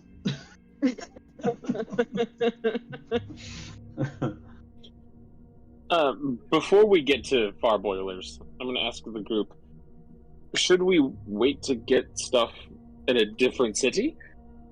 Because Far Boiler was not exactly happy with me last time we talked with them. Well, we're just buying bombs from him right now. We're not buying potion stuff from him. You can get Right. potion stuff wherever is best. Okay. So you guys go over to Fire Boiler. Cass, as you reach down to that familiar brass knob, your hand sinks through the black goo and onto the warm brass, and you open the door, and Mr. Fire Boiler's there. Oh, you guys again. Man, I was having such a good day. I was having a good damn day. What do you want? I want some adult dragon grenades. Shut the damn door. What the? He reaches over and tries to shut the door. You don't God. Don't just talk about those. Look, I do a lot of illegal shit, man. So like, I can't always remember to be discreet. 100%. He looks at you very confused. No, that's so real. Because you sometimes talk to people and you like say like the name of a drug, and people are like, "Oh my god, don't put that in a text message. Don't talk about that here." And you're like, "Oh, we lead different lives," and I forgot that there was even that level of caution in the world. Exactly. Sorry. Okay, fine. Or I at will least shut the Eric has to door. be when I'm talking to people, and then I talk about my brothers. Yeah, I'm not talking about my brothers right now because we're on recording. Look at that. See, discretion. Eric knows discretion. Yeah. So he leans down and pulls up a small box, and he puts it on the counter. I have 3, and they're not cheap. I know they're not gonna be. So how much is? I want to say 1, but then how much is the set? I feel like the set should be cheaper, but I think you're gonna not do that for me. Of course, I'm not going to do that for you, especially since you came in here with that jerk who tried to steal everything of my business. Oh, You're I'm the not in competition. there. I'm not in there. No, but he knows by association. Yeah, but yeah. Fine. So competition, capitalism, rah rah rah. Well, for all 3 of them, it's going to be 12,000 gold. Oh, sure, I can give you that. Must be nice. And he starts taking your coins. As you count gain them out really freedom, slowly to be annoying. You're a Just- fucking monster, Cash. he rolls his eyes at this. Look, just give me the damn coins. pleasure doing business with you, and I put the last Yeah, whatever. 11,999, 12. Thank you so much for your business. Anytime, Wait, and I take the Next box. time you and come I... in here, bring in some supplies for trade. Now get out. Yeah. Thanks. Bye. I take the box. I leave. I just out of character. I welcome. just want to point out I spent probably upwards of 100,000 gold in his fucking shop, and he's getting upsetty at me selling a few potions to like 2 people. Could have made those profits. He was very anticipatory on those profits. 2 people. He could have sold for 200k. The math ain't hard for him. Yeah. Like He could have had 200,000 instead of 100,000. Which one would you prefer? Well, see, no. Here's the thing. Not all that money went to those people. Like a quarter of that did. it doesn't. Yeah. It doesn't matter to him, Elisar, that you're making them for yourself or us, because if you made even the ones you're making for yourself or us are stuff we would otherwise have to buy from him for double the price. Yeah.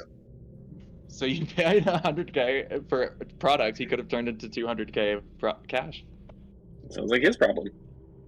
Yeah, It he is his shouldn't problem. have That's sold why he's and mad not about gonna do it again. Sounds like he shouldn't have a fucking shop where he sells herbs. Just sell potions. And he has taken steps. Go try to find herbs now. Yeah, I'm going to a different city. Yep, gotta go to a different city because he has gone to the farmer's market and bought all the herbs at the farmer's market even. So, all right. Anything you guys want to go and do at this point is right now you have recruited potentially some of the Please No group. You have recruited Yasana, the Iron Boot champion. You've recruited a couple purple dragons. What else would you like to do? We're going to have to do some traveling, aren't we? I don't know if we... I mean, I think it could be fun to do a little, if Eric's cool with it. I mean, it's up to you guys, but like we have some stuff on our, like for example, we have Jewel, Rogmesh, and your tribal elders. We know Rogmesh is in town. Jewel Rogmesh can is either not be in quickly town. reached, or we heard that he was headed here. That's what you heard. So we can reach either of them via sendings. I don't know. I thought it would be it would be cool to like split, like a couple go, like Knick-Knack and Rilo go, or Knick-Knack and Goris go to the tribe or whomever. I mean, I don't know. And then like a couple of us contact Rogmesh. I don't know. It just could have been cool, like cinematic, like scenes. But we can do it as a group if you want. I just didn't think. I thought we could divide and conquer a little. Yeah, I think I was kind of thinking the same thing. Cool. How do we? I mean, Rilo's not very good with the teleportation circle, or well, Goris is even worse with the teleportation circle than Rilo is. I mean, if Knick-Knack isn't willing to take you, I'll help buy you I can buy you a teleportation circle scroll or something. Help. I'll draw stuff on the ground. It's at this point that you hear click, click, click, click, click, click, click, click, click, click, click, click, click, click, as Woody comes running up to the Longstairs consortium. Interesting. That's fast. He ignores you guys and tries to go inside, but he can't find the door handle. He's got no open the door for Woody. Does he have a letter on him? He does have a letter on him. It's tied to his spine. I'll open the door for Woody and try to quickly grab the letter off of its back as he. All right. Roll a sleight of hand. Each should beat a 1. Let's see if I can do it. Yeah. Nailed it. He goes inside without the letter that he's been assigned to carry. Door closes Sure, behind him. find us. Oh, I'm sure he will. Anything. So as you I wanted to pull talk up to the Charlie letter, anyways. yeah, as you open the letter, it says "will not meet in person." If you wish for our assistance, reply with yes. I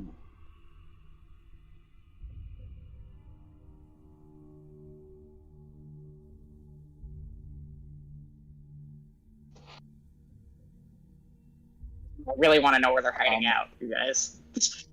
Yeah, yeah. Can't be too. But we're not going to get that with... right?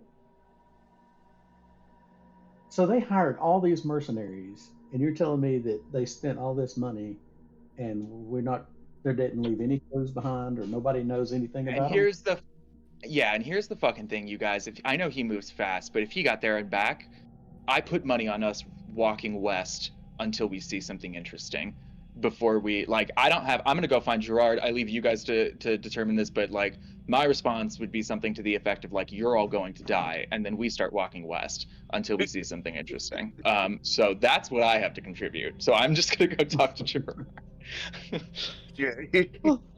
But we don't have to switch scenes. Silas just exits. You guys the scene can stay. All right. Yeah. Go.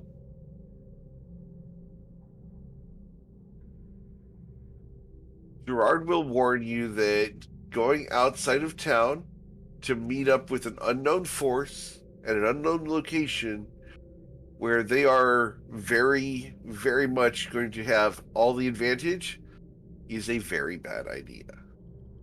Yeah, it's not the first one we had either. It's not the first bad idea we had? Is that what you're... the first bad idea we've ever had, yeah. I can think of several. We don't have to do any... We just need to see... Just do some recon. You know what I mean? We don't have to, do anything yet. I want to know where they are. This letter was handwritten, right? It is handwritten, yes. Can we not scry on the person that handwrote the letter? You can certainly try. All right. Boris will try to scry. What do I need to roll? You have scrying as a spell. Goris, do you have scrying? Knick-Knack was supposed to have scrying, but I think he actually got something else instead. But I haven't. Since the second session of this campaign, what are you talking about? Also, Tempest does have a scroll of scrying as well. But if you don't have it prepared today, do you have it prepared today? It's a ritual spell. Oh, dope. Let's try and scry on it if you're down. I don't need a scry. Yeah, I can scry. Yeah. Easy peasy lemon squeezy. Wait, is it a ritual spell? You can cast it as a ritual. Alright. You have ritual casting. Yeah. So I will. You have your the component. You bought it a million years ago. Well, I just used the blue compass. Cass, I need a perception check from you right now. Perception check? Oh, shit. Yep, as someone walks past you, you see on their belt a device, and it's got a bright letter C carved right in the neck of it, just how you carve that little C on all of your explosives, little signature of yours. That person that just walked past you has one of your grenades on his belt. Fuck. What? I take it back. As you turn and look at him, he has umber hair that is glorious and shining in the sun. Oh, no. I need you to roll a wisdom saving throw. No. All right. Yeah, that feels right.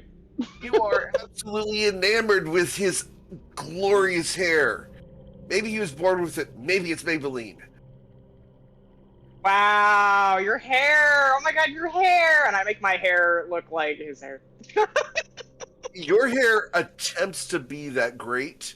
But it's not. I can clearly really tell it's not. You're really close. It's just he's got the angle of the sun behind him. Wow. Can you teach me how to do it? This is beautiful. Can you teach me how you're doing this whole Vanar situation here? This is beautiful. Wow. Can you? He's not in chat yet because his computer is being too slow. It's a bummer because this interaction's about to be real terrible. He's coming. He fucking hates me, so this is gonna be great. It's gonna be wonderful. Remember when I told you guys I had a whole ton of surprises for tonight? Yeah, you really are pulling them all out, Eric. I try. Tonight was supposed to be a very pivotal night with what you guys are doing. But yeah, this guy that you recognize as being Radian, one of River's associates, Radian is walking by into the Longstars Consortium, and you recognize that he has one of your adult Dragon Breath grenades on his belt. Could I so kindly get that back? That would be super great if I could get that back.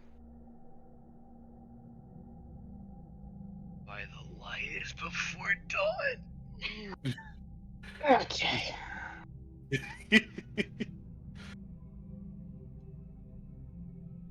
So is that a no, or? Say that. What? Hold on, let me get my coffee. Cass would like her adult Dragon Breath grenade back. Pretty please. Beautiful hair. Dragon Breath. What's Hair. What's wrong with my hair? There's nothing wrong with it. It's this beautiful, glorious shade of. Oh, have you not seen it? I do the impression again of like trying to show you that it's like this beautiful ombre, golden purple. River walks behind walks behind Radian as he's sitting down, and she's like, "Excellent." Oh. What did you say? Did you just say purple? No, and then I changed my hair to be just totally blonde. Yeah, no, like this, right? Yeah. It looks like this still. Hold on, let me go find something to look through. So, can I have my grenade back, please? Why do you have my grenade? What? Who did? What's wrong with? How did this happen to my hair? I know nothing. The paladin wanders off to find a mirror, ignoring your request for your grenade. Okay, well, I keep it back. I would like to try to steal it back. I don't have great attitude. Roll your sleight of hand.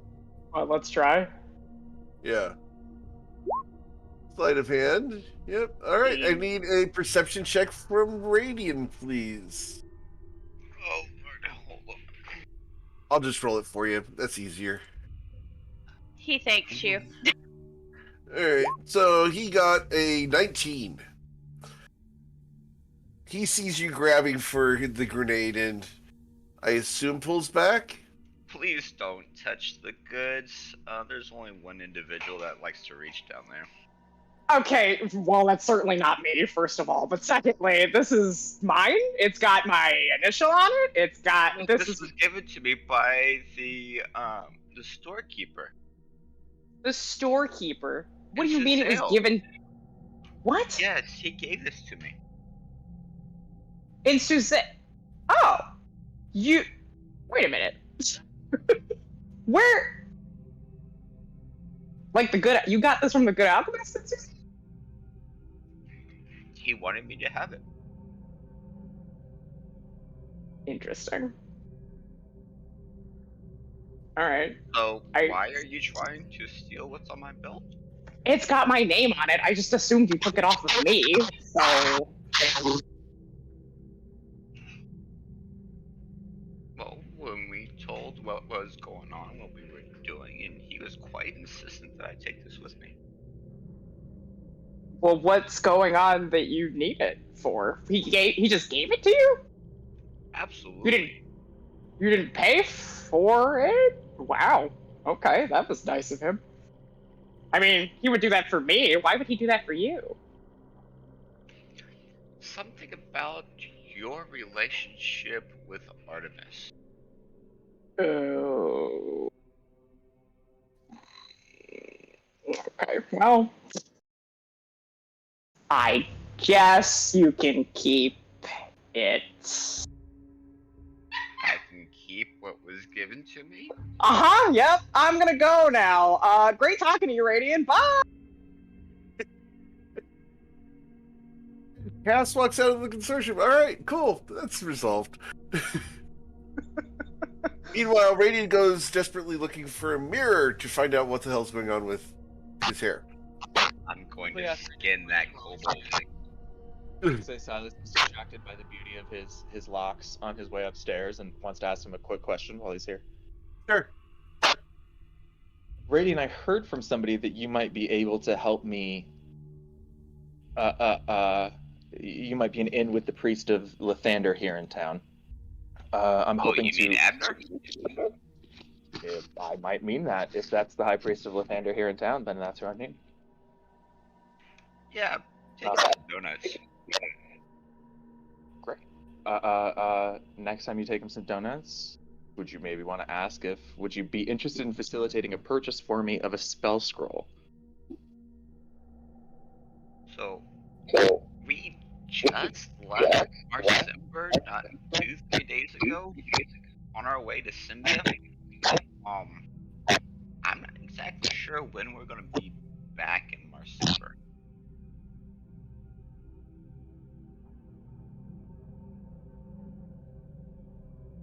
I could send a message of sending, but I mean, it's not necessarily something that would, it would take time. Yeah, I mean, he's really easygoing. You're a follower of Lathander? Which is why we were told we would probably need an inn, and I was hoping, and I'm just hoping to get a transaction. I was just told he's the only one in the city that can cast the spell. So the best course of action for you here, let me introduce you to the 8 tenets of faith of Lathander. Okay, so what about that's a plan B? Plan A is maybe I can get us to cast. I could buy you a spell scroll of sending, and you could send a message to Abner saying that a young handsome half elf is going to ask for a spell scroll, and he should absolutely sell it to him because I'm going to use it to defeat a greater evil. He's going to want to know about how well you've embraced these 8 tenets.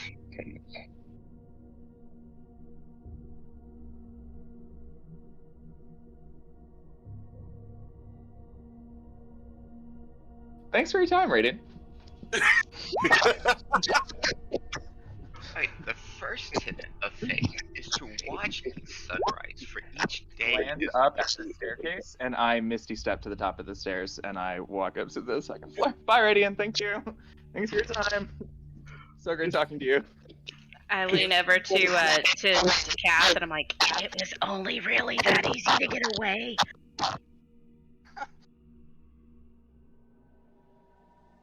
All right. So, what else would you guys like to do as you have ditched the Please No group?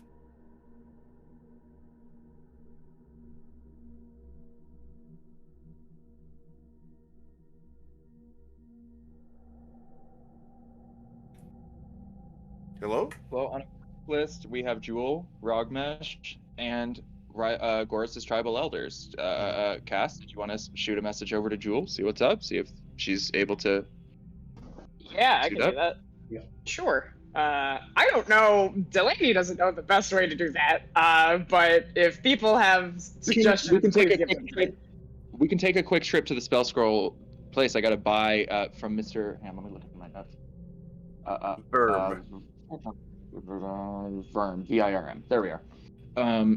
We can go to his place. I have to buy a couple of scrolls of Dimension Door. Okay, great. Just do that. Cool. Is sending like a thing that I can just do? I'm not good at the magic, so sending a thing that I can just do. Isn't it on Paladin? Hang on. Oh, it's not. Do you still have one of the purple masks, Cass? I'm sure I do. I don't know why I wouldn't. Oh, let's check your character sheet. Pulling it up. Let's see. Maybe not. Yeah, the only mask I have is the mask of mask. Yeah, the only one. Okay. Let's see. Did she leave something in your inventory that you didn't know about? Ooh. Because she does that sometimes. You gave her the crowns. Could we use those to reach out? I thought you guys gave her the crown, so you wouldn't have those. We did. That's what I was saying. Yeah, that's true. I'm sure I could get a message. Oh, yeah, you can use that, or yeah. There was other possessions here. What do you have else in here? You got you don't have that in your extra possessions. Yeah, good. Never mind. Cool. Yeah.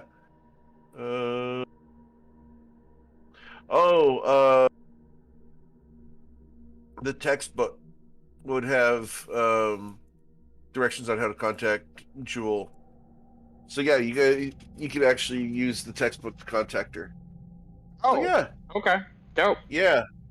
So you use that textbook to contact Jewel, and you hear and can actually get a little bit of a vision of her in your head. Hello, darling. How are you today? Oh, hey. We're doing well. We're doing You're fine. not doing well. You're contacting me. We're good. Yeah, we're getting ready to go face off against the Lich that's like slowly amassing. Yes. Yeah. We spoke about it today when we were in your bedroom. Correct. Exactly. The one and the same. So I don't know how quickly you can get. I guess here if you want to come with us, or if you want to meet us in the Stormhorn Mountain. There's a lot of dead there, so like we'll have to sort of coordinate where we meet up in the Stormhorn Mountains. Or if you want to just come with us, we're gonna go in like a week or two. A week or two. So you don't know exactly when you're going yet. Yeah, we're still trying to rally the rest of our forces and make sure. Rally the forces. They're correct. Yep. Well, you know what? I can't possibly leave here because, magics and stuff. But I will send you Antonio. Antonio is absolutely welcome. That would be great. Okay. Antonio will be there. He will meet you. Where is a good place to meet?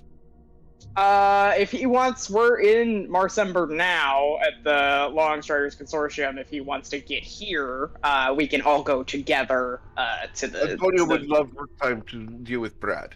I know Brad. Antonio's on his way. Antonio! And the vision goes dark, and then you are bear hugged from behind by a ginormous man. Oh, hey! You smells like spaghetti. That sounds right. Parmesan spaghetti. Welcome, Cass. It's so nice to be back in Marsember. Hey. I'm so glad you're here. Thanks for coming. We're glad to have you. The consortium, my rivals. You dare bring me here. And he storms into the consortium. Yeah, I thought maybe I call after him. I thought maybe you'd want to sabotage some of the recipes here, As the door opens, you hear one word from inside the consortium. No! As the door closes. And then I let everyone else know. Hey, Antonio from the Purple Masks are here. So whenever we're ready to go, Antonio's going to come with us to the Forgotten Keep. So hopefully he doesn't cause a whole lot of chaos here, but he's about to get into it with Brad. So.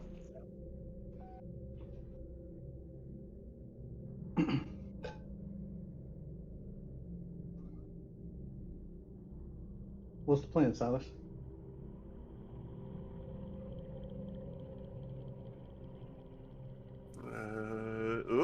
Okay. I'm meeting. I figured you and Knickknack will either head to the thing, or we can let's shoot a sending over to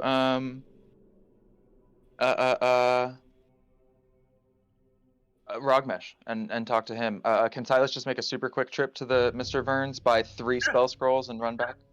Impossible. And there's a reason why. Because you went to Mr. Verms. It cannot be super quick. As you approach Mr. Verms, Mr. Vermey's there. You open the door and he goes, "Ah, yes. Customers. How are you doing today?" I'm so great, Mr. Vernon. Thank you for asking. Would you like to purchase a scroll or two? Or can I 3, in interest fact. you in some tea? Tea? Oh, okay. Oh nope, Tea 3 and sack. scrolls. No Got it. tea for me. I'm all set. Thank you so much. No Tea and tea. scones. Just the 3 Okay, tea and scrolls. scones. Tea and scones. All right. Tea and scones. Oh, okay. So there's a language barrier. That's great. That's fine too. We're Okay. gonna get some tea and scones and 3 scrolls. 3 scrolls after tea and scones. My goodness, you all decide to do everything all at once, don't you? Yes. And he pulls out a teapot and puts it on the counter and uses prestidigitation to light a little fire under it, and he begins to wait. Great. So while we're waiting, let's get those scrolls set and Don't taken make a care of. rush. We'll get the scrolls after the tea is done. How are you and your friends today? And this will go on. We're going to gloss over the fact that you were going to be here for 2 hours, and we're going to go ahead and let that all happen. Okay. I don't think it's in Silas's nature to spend 2 hours, but I'll humor him for 20 or 30 minutes, and then we'll get to a conclusion. Yeah, eventually he's going to get to the point that he will get you your tea and everything and get you your scrolls, but it takes a long ass time to get your stuff from this guy. But So, for the sake of the session and the fact that we're so close to the end of the session tonight, we're going to gloss over Mr. Verm today. Other days I would absolutely torture you guys with Mr. Verm. It's very generous of you. Could we get for the sake of the story? Could we get 1 sending spell scroll and 2 dimension door? Okay, cool. Yeah, sure. No Tempest sweat. does have 2 sending scrolls, just FYI. Oh, you have 2 already? Yeah. Oh, okay. I also Well, then have I'll skip 2. the sending scroll. Oh, for God's sake. Okay, well then I will not do that, but I will get the 2 dimension doors. Dimension door. Scroll level 4 would be 320 each.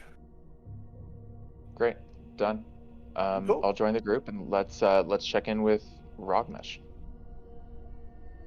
All right. So you send a sending message to Rogmesh. What does your sending message say? Tempest, I think we should just ask him how the scouting mission went and if he's available to help us with the final assault. Yeah. You have 3 words left. That's the end of first sending. Next message. Well, that was my suggestion to Tempest. I don't know if she's going to take it. I asked for what you were going to send Rogmesh, and those were 25 words. Yes, I think we should stay. What are the 25 words you guys want to use? I mean, yeah, Tempest is going to be good with that. She'll just translate that directly into the sending scroll. Okay. Yeah. All right. So after 2 sendings, you get back a message. Rogmesh here. Who's this? I'm surrounded by undead. I can't find my way home. Hold it. You remember what happened to Nick Nack? When we were in the back of the wagon, and every time we tried to, his memory was always erased. Oh, right. Yeah. Well, that was due to a particular individual that's not very friendly. He was affected by an individual that's not very friendly. And is no longer with us. Irrelevant. Doesn't have to talk about it anymore. Goris's point makes sense, though. It does. It makes perfect sense. Because that was the story that we got was that he that his he was restored by a long rest, but does that mean that his memory was permanently restored, or did he just lose it again? He may have just gotten before he got fully out of the forest. Yeah, fair enough. But either way, we should use the last scroll to ask him to describe his whereabouts as best he can so that we can come get him.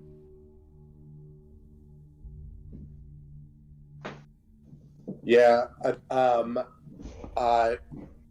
So the next message, Tempest will just say, these are it's friends of yours. Let us know where you are, and we'll come get you. Why would they erase his memory and not kill him? I mean, if he was caught spying on the Forgotten Fortress. The message you guys will receive back, I'm going to write it down so you guys can keep track of it.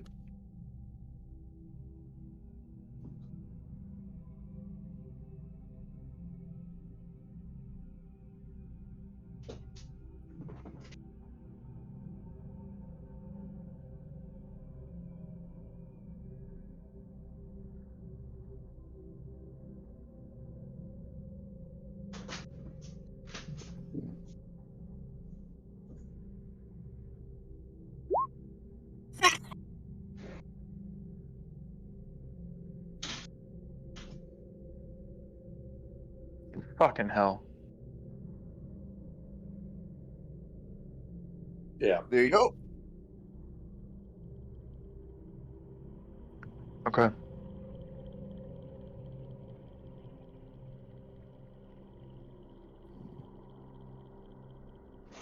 I wonder if that's not. I wonder if there's an enchantment on the woods. You know, anybody who goes in there has to, may lose their memory. There are places like that where we just came from one. Yeah. Yeah, we just came from one, exactly.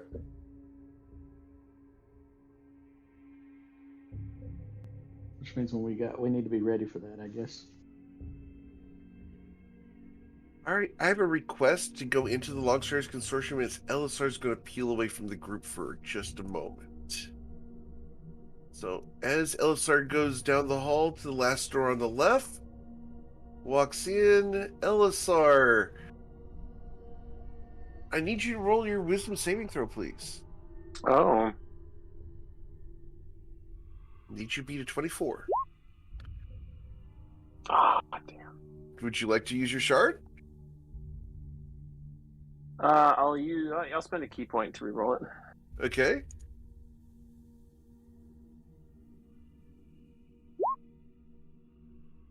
Oh, are you kidding me? No, that's fine. No? All right, you're unable to meet her gaze as your eyes are transfixed on the lower portion of her body. See, I thought it was like. Could I tell it was going to be something like that, or is it just? Actually, is this a charm effect? It is a charm effect. You do have advantage. I get with advantage. So yeah, let me go ahead and roll it with advantage. That's fine. 29. Okay, you're good. Cool. All right.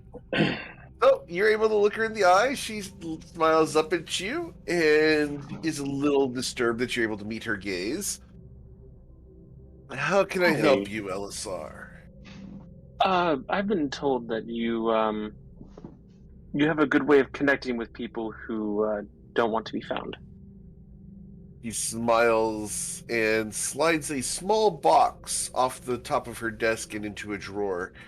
You could say that. Great.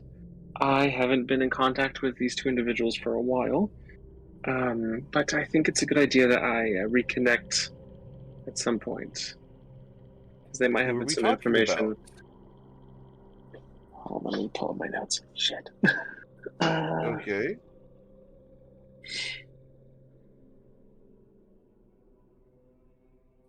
Savelle, Grael, and Dristel Irstina. Do you have anything that belongs to them? Or what is I your do. relationship to these people? I will like show that I'm not taking the sword out, like in a violent manner, but slowly, and place it on the table. Family. Family. Well, it's a beautiful piece, but there's something more tangible that would be necessary in order to find these people. If blood's what you need, you just wanting to communicate with them, or what are you trying to do? Are you trying to be sent to them? I want to communicate in a more direct manner. I've tried sending, but I fear that they, due to them being on the run currently, I don't think they fully trust that I am who I say I am. Well, we can do that.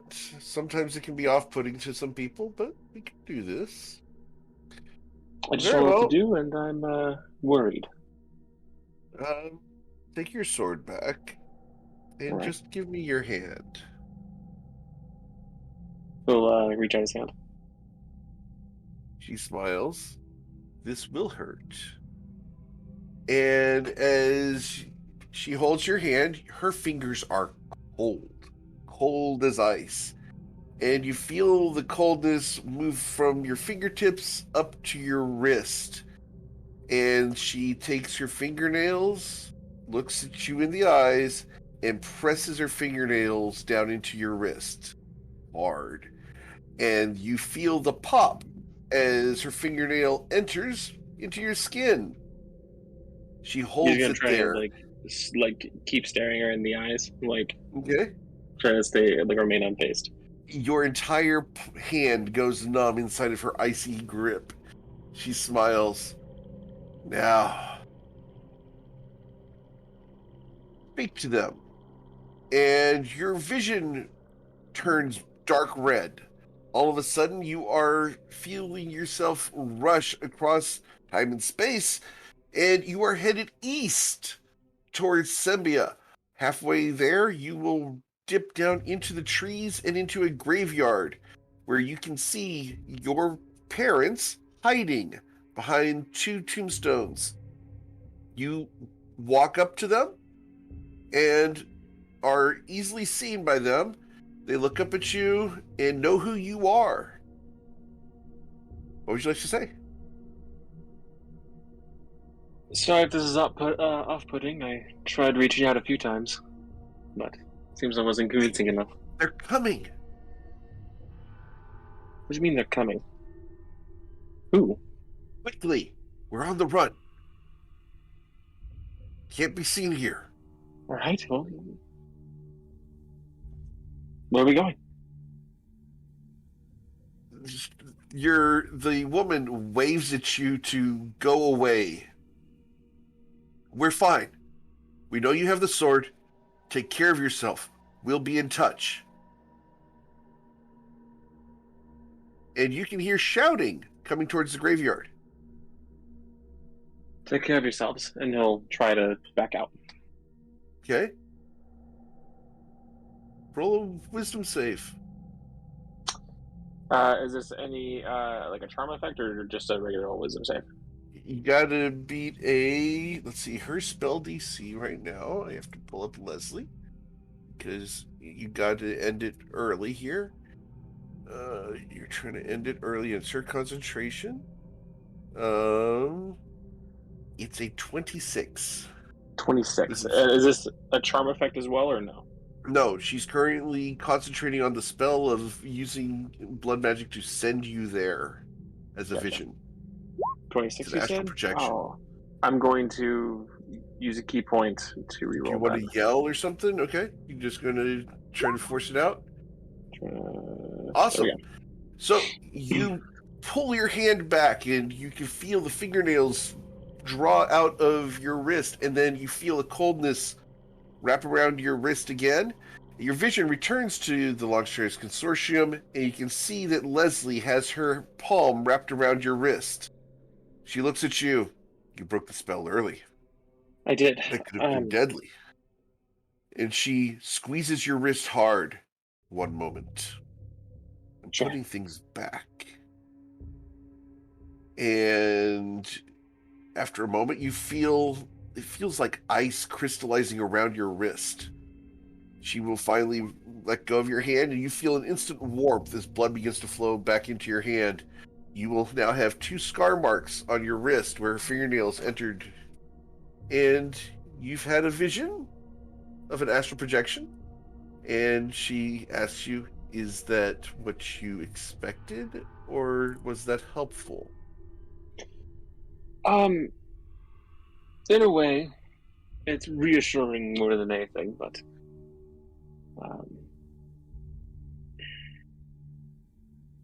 sorry to pull back early. That just a lot happened. Dangerous things messing with projections. I don't know what you saw, but if you had to exit the spell early, I encourage you to be cautious attempting it again. Understood. Apologies. No problem. So, future favor? What do you need? Do you need something now, or? No, nothing now. She sits down in the chair and goes back to writing. Future favor. Thank you. Of course, Elisar. Have a good day. We'll nod and we'll leave. It's kind of like absent-mindedly rubbing his other thumb on his wrist. Yep.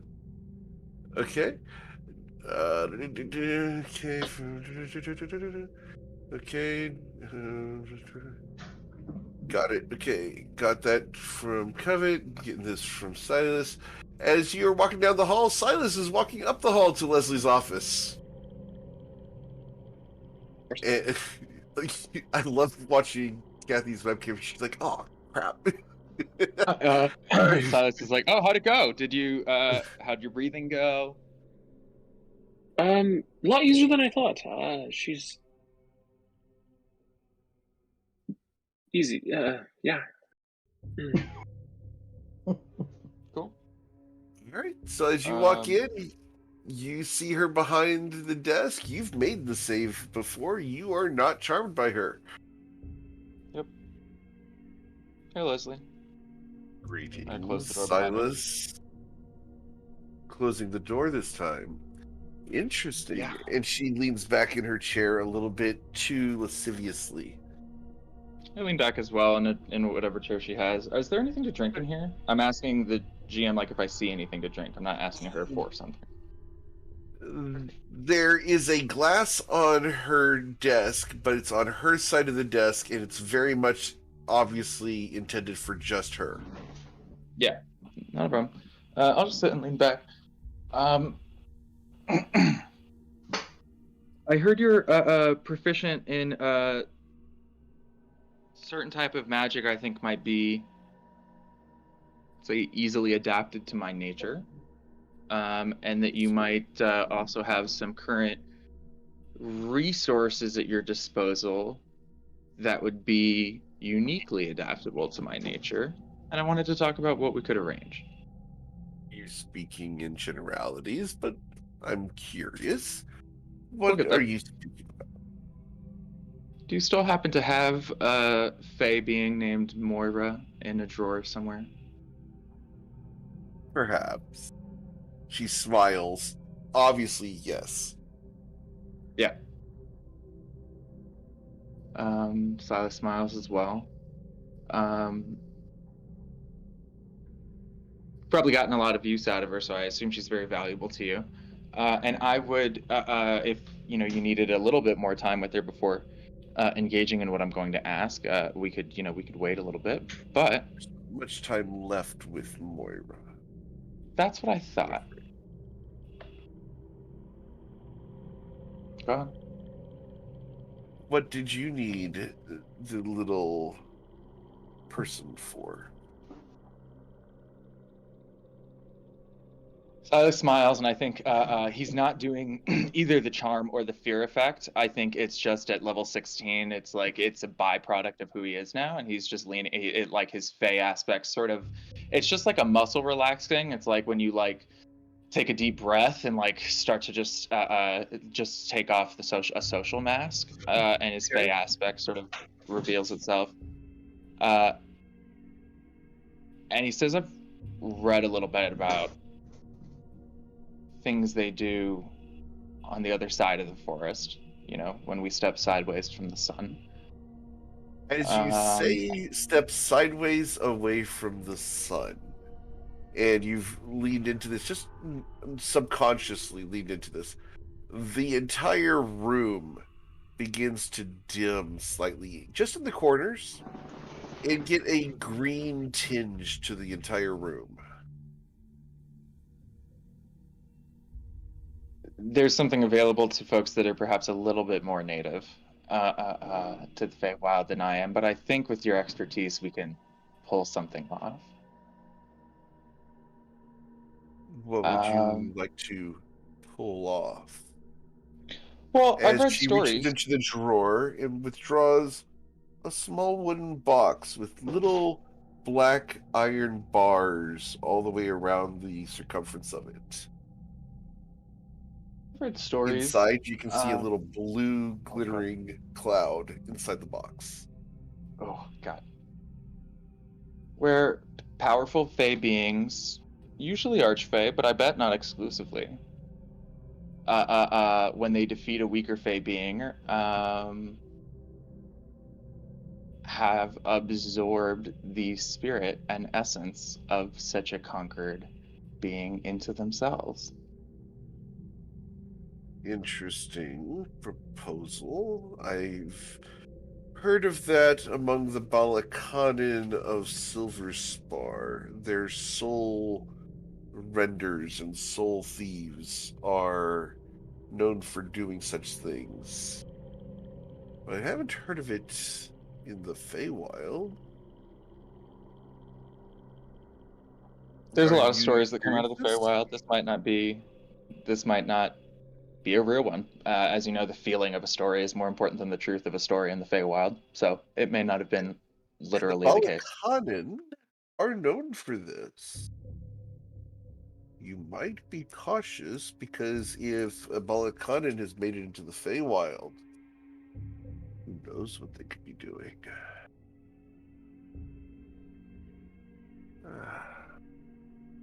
Nonetheless, is it something that you think might be within your skill set? Oh, to absorb a soul's entire power? Well, it sounds like there's very little left of it. It sounds like she's quite watered down. Also note, Moira and I share a parent. The moment you say that, she was about to reach for the box and pulls her hand away from the box for a moment. She should know it either way, because it would probably affect the ritual, so I was not planning on hiding it from her. Right. Really. So my expectation is that if it's a watered down soul, I'm sure the benefit will be weaker, or weakened soul. Watered down soul, yes. Then I'm sure the benefit will be weaker. But my other thought on for the other edge of the sword is that if she's my sister, due to the half that's takes a much heavier hand at the shared genetics than the human half, I might be much more likely to survive a ritual like this. Yeah, that might be a lock that I have a key for. I'm not sure you want to do that. Even with such a watered down, weak, miserable, pathetic excuse for a thing that this is. I'm not sure you're ready to face that. For she'll fight you.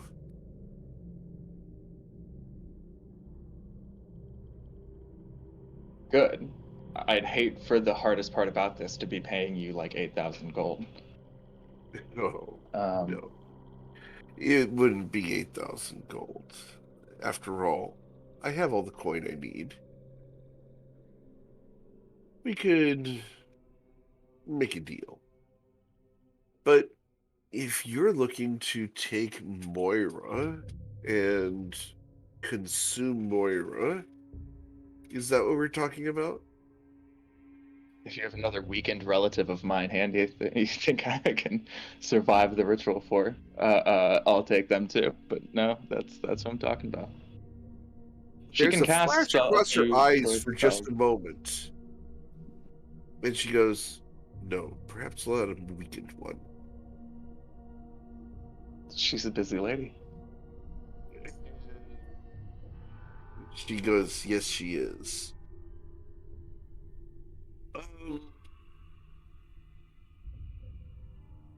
You really want to try this? I have a couple of out-of-game questions first, and then Silas has a quick cutscene that I think if you'll let me do in cinematically, it'll also be fun. But so I have like a couple boxes to check, but he wants to know whether or not it's an option. So I have like one out-of-game question, and then one question to another NPC, and depending on how those go, he might cross the bridge, and if not, not. But it's certainly a cool. We're in the end game. It's a possible. Possible. Yeah. So what's the question? Well, when she has to answer that she can do it first. If she's saying she can do it, and I'm getting that impression, then she's saying that it's a possible chance. She's never seen it happen before. If you want to try this, it's dealing in undabbled magic. Okay. Then I know the risks are going to be great. So here's my out-of-game question, whispered. I know the risks are going to be big, but that's what I think is the most thematic. If you have another thematic idea, but that strikes me as the most like. Let me pull that one up real quick here.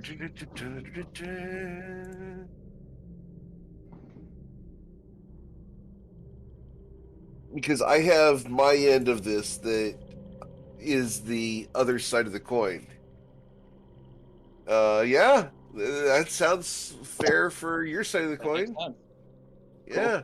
Cool. Okay, then next up, Silas just scratches his chest real quick and brushing barely the shard of the Blue Palace sends an important. He knows Eamon can do this. He's done it before. Sends an important message for a very quick check-in. From inside this room. Come on, it's him.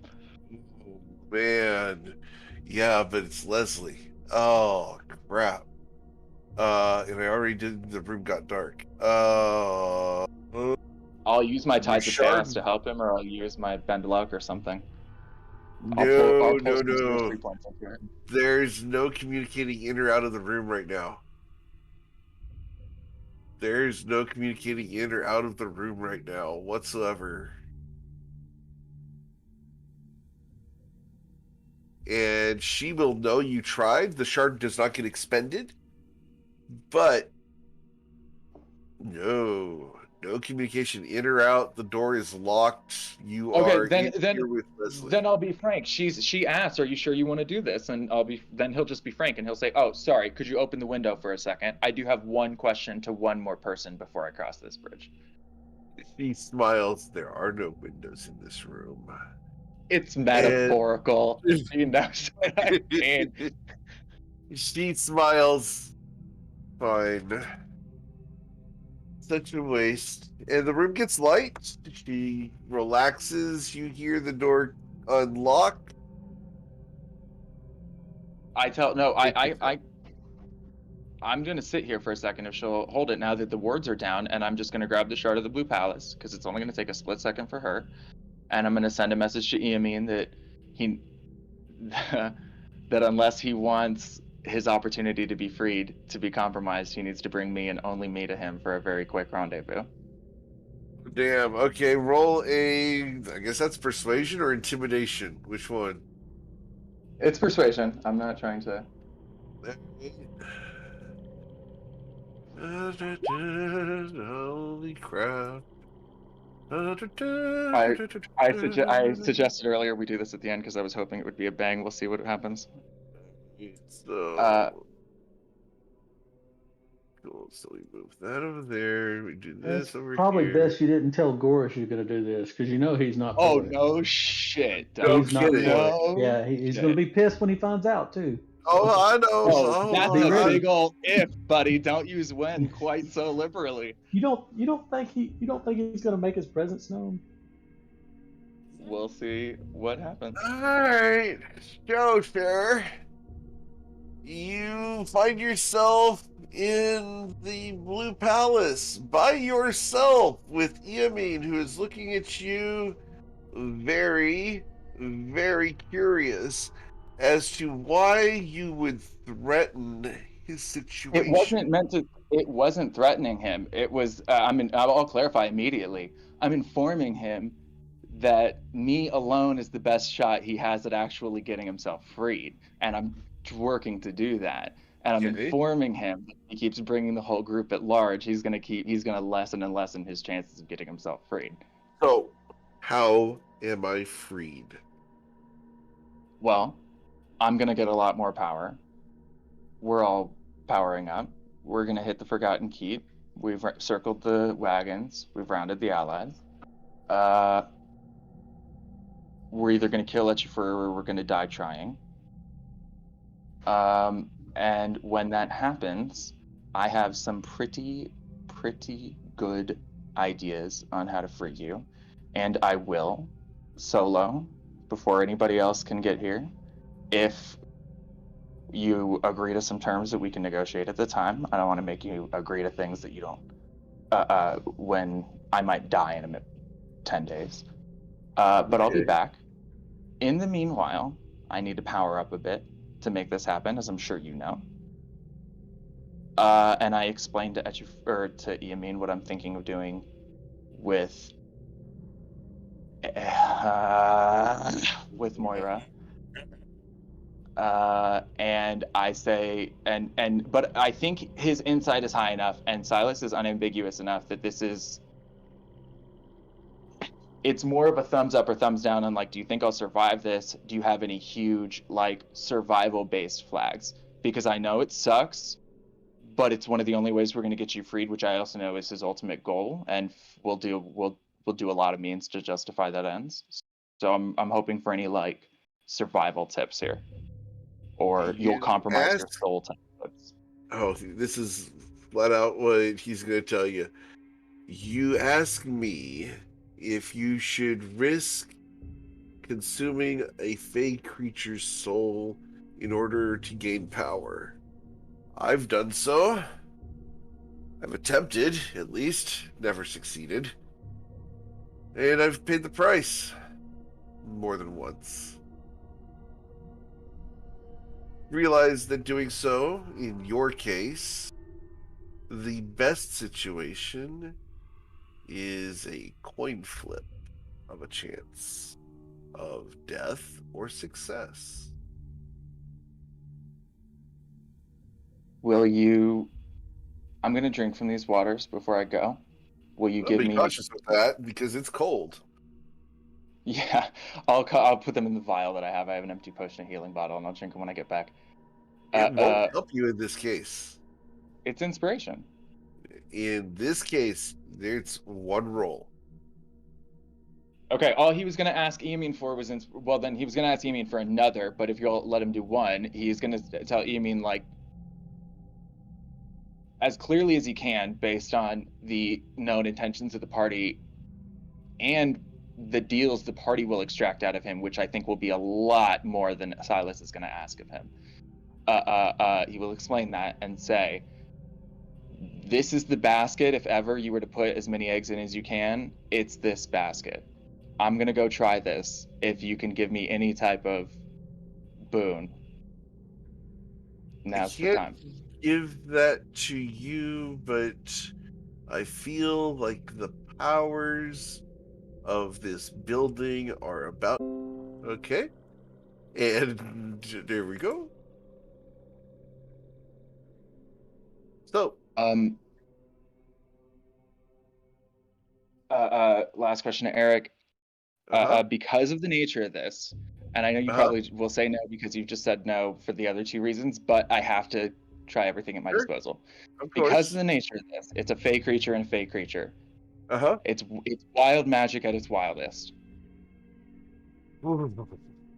Please tell me I can use the Tides of Chaos and or the Bend Luck.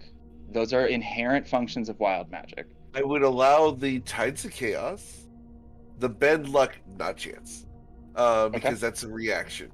That's fine. Okay. Yeah, this is going because either it happens or not, and if it works, then you'll have your reaction and no big deal. Oh, if and if it doesn't, I don't even have the reaction. You don't have a reaction. Yeah. Sure. But Tides of Chaos makes sense off the start, being like, all right, here we go. All right, are you sure you want to do this?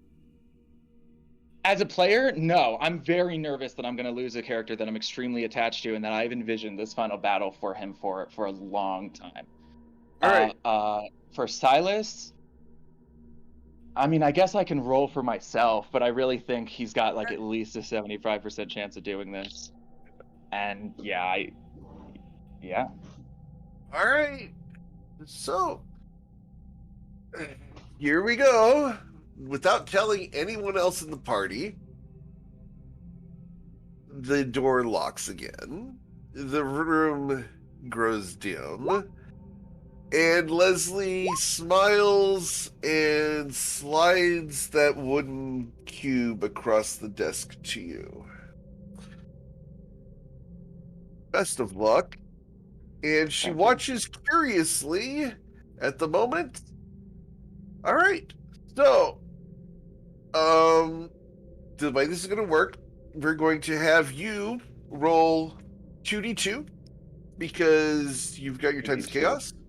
Yes, sure. 2d2. And then I'm going to roll a d2 and hopefully see which one we match up. Yeah. But so if I roll, sorry to clarify, if I roll one of each, then I auto succeed. Correct. Okay.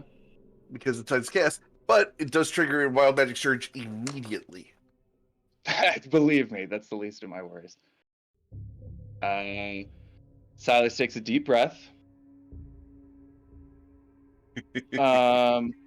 And for no real reason. I've done this before for different people, but I haven't done it in years. This is huge. And for no real reason at all, Silas has got to stay out and just breathes and lives his magic. Is going to, just like as he's exhaling, he's just like shedding ambient sorcery points into the air. Like the wild magic is like boiling off of him like a heat haze. He's burning sorcery points just like with his deep breathing. And he reaches for the box. And then we end for the night. I'm not going to roll. No, I'm kidding. We're going to go and do this. Oh, I was about to. That would be so fucked. Fall out of my chair. That would have been so funny. But I am so invested. You can't do that to me. No. All right. Okay, So I roll. Go ahead and roll 2d2. Let's see what happens here. With the 2d2. Gotta hope you roll. All right. So, as you open the little box, the top pops open, and you look in there, and you can hear pages turning in the air around you.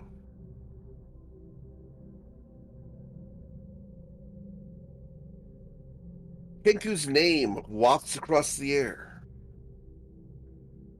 The mimicry of the spell is broken as the soul cage is opened by you. Oh, you want me to show the roll? Yeah, okay. I will. I haven't rolled yet. The little spark that's down inside that box flares. You can hear somewhere there's a camera on a dragon in the far distance, and a Kenku in a red robe turns, eyes wide, no! And you reach down and you grab hold of this little soul, and you put it in your hand, you squeeze, and you feel a burning enter your palm, rush up your hand, and then you hear a voice. Well, hello.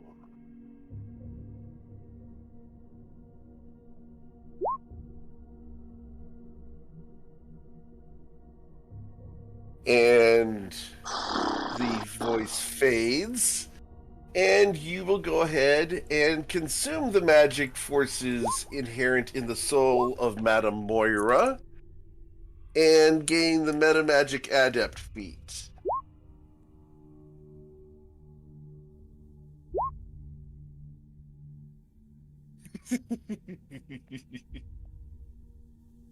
Holy fuck.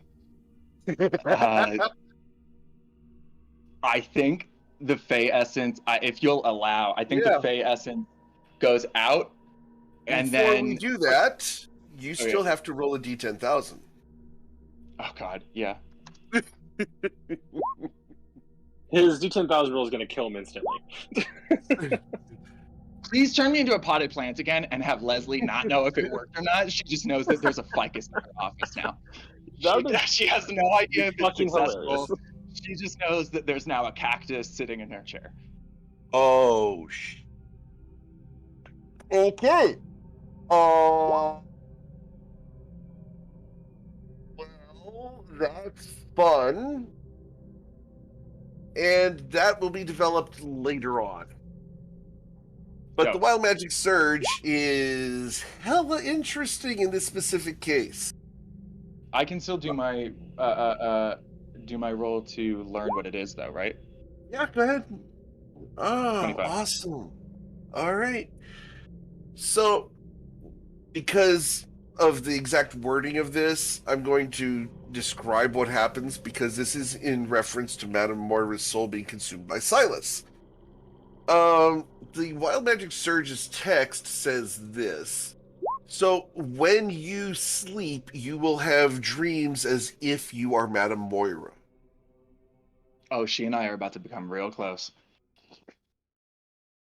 So, when you're asleep, you and she will share, she will be able to communicate with you in dreams. Yeah, that has to be the best it is because we both have the inherent Fey ability to not be controlled via sleep, which is kind of fun. So she can't like puppet me. We couldn't puppet each other that way, but we will be stuck in a void together, just having tea every night. That's honestly that's good because I deserve a consequence besides just winning. So meanwhile, Leslie looks at you, knows what's up because she has very high detect magic, looks at you and says, "Congratulations. I would not have taken that risk. Have a good day." And the door opens. Have a good day.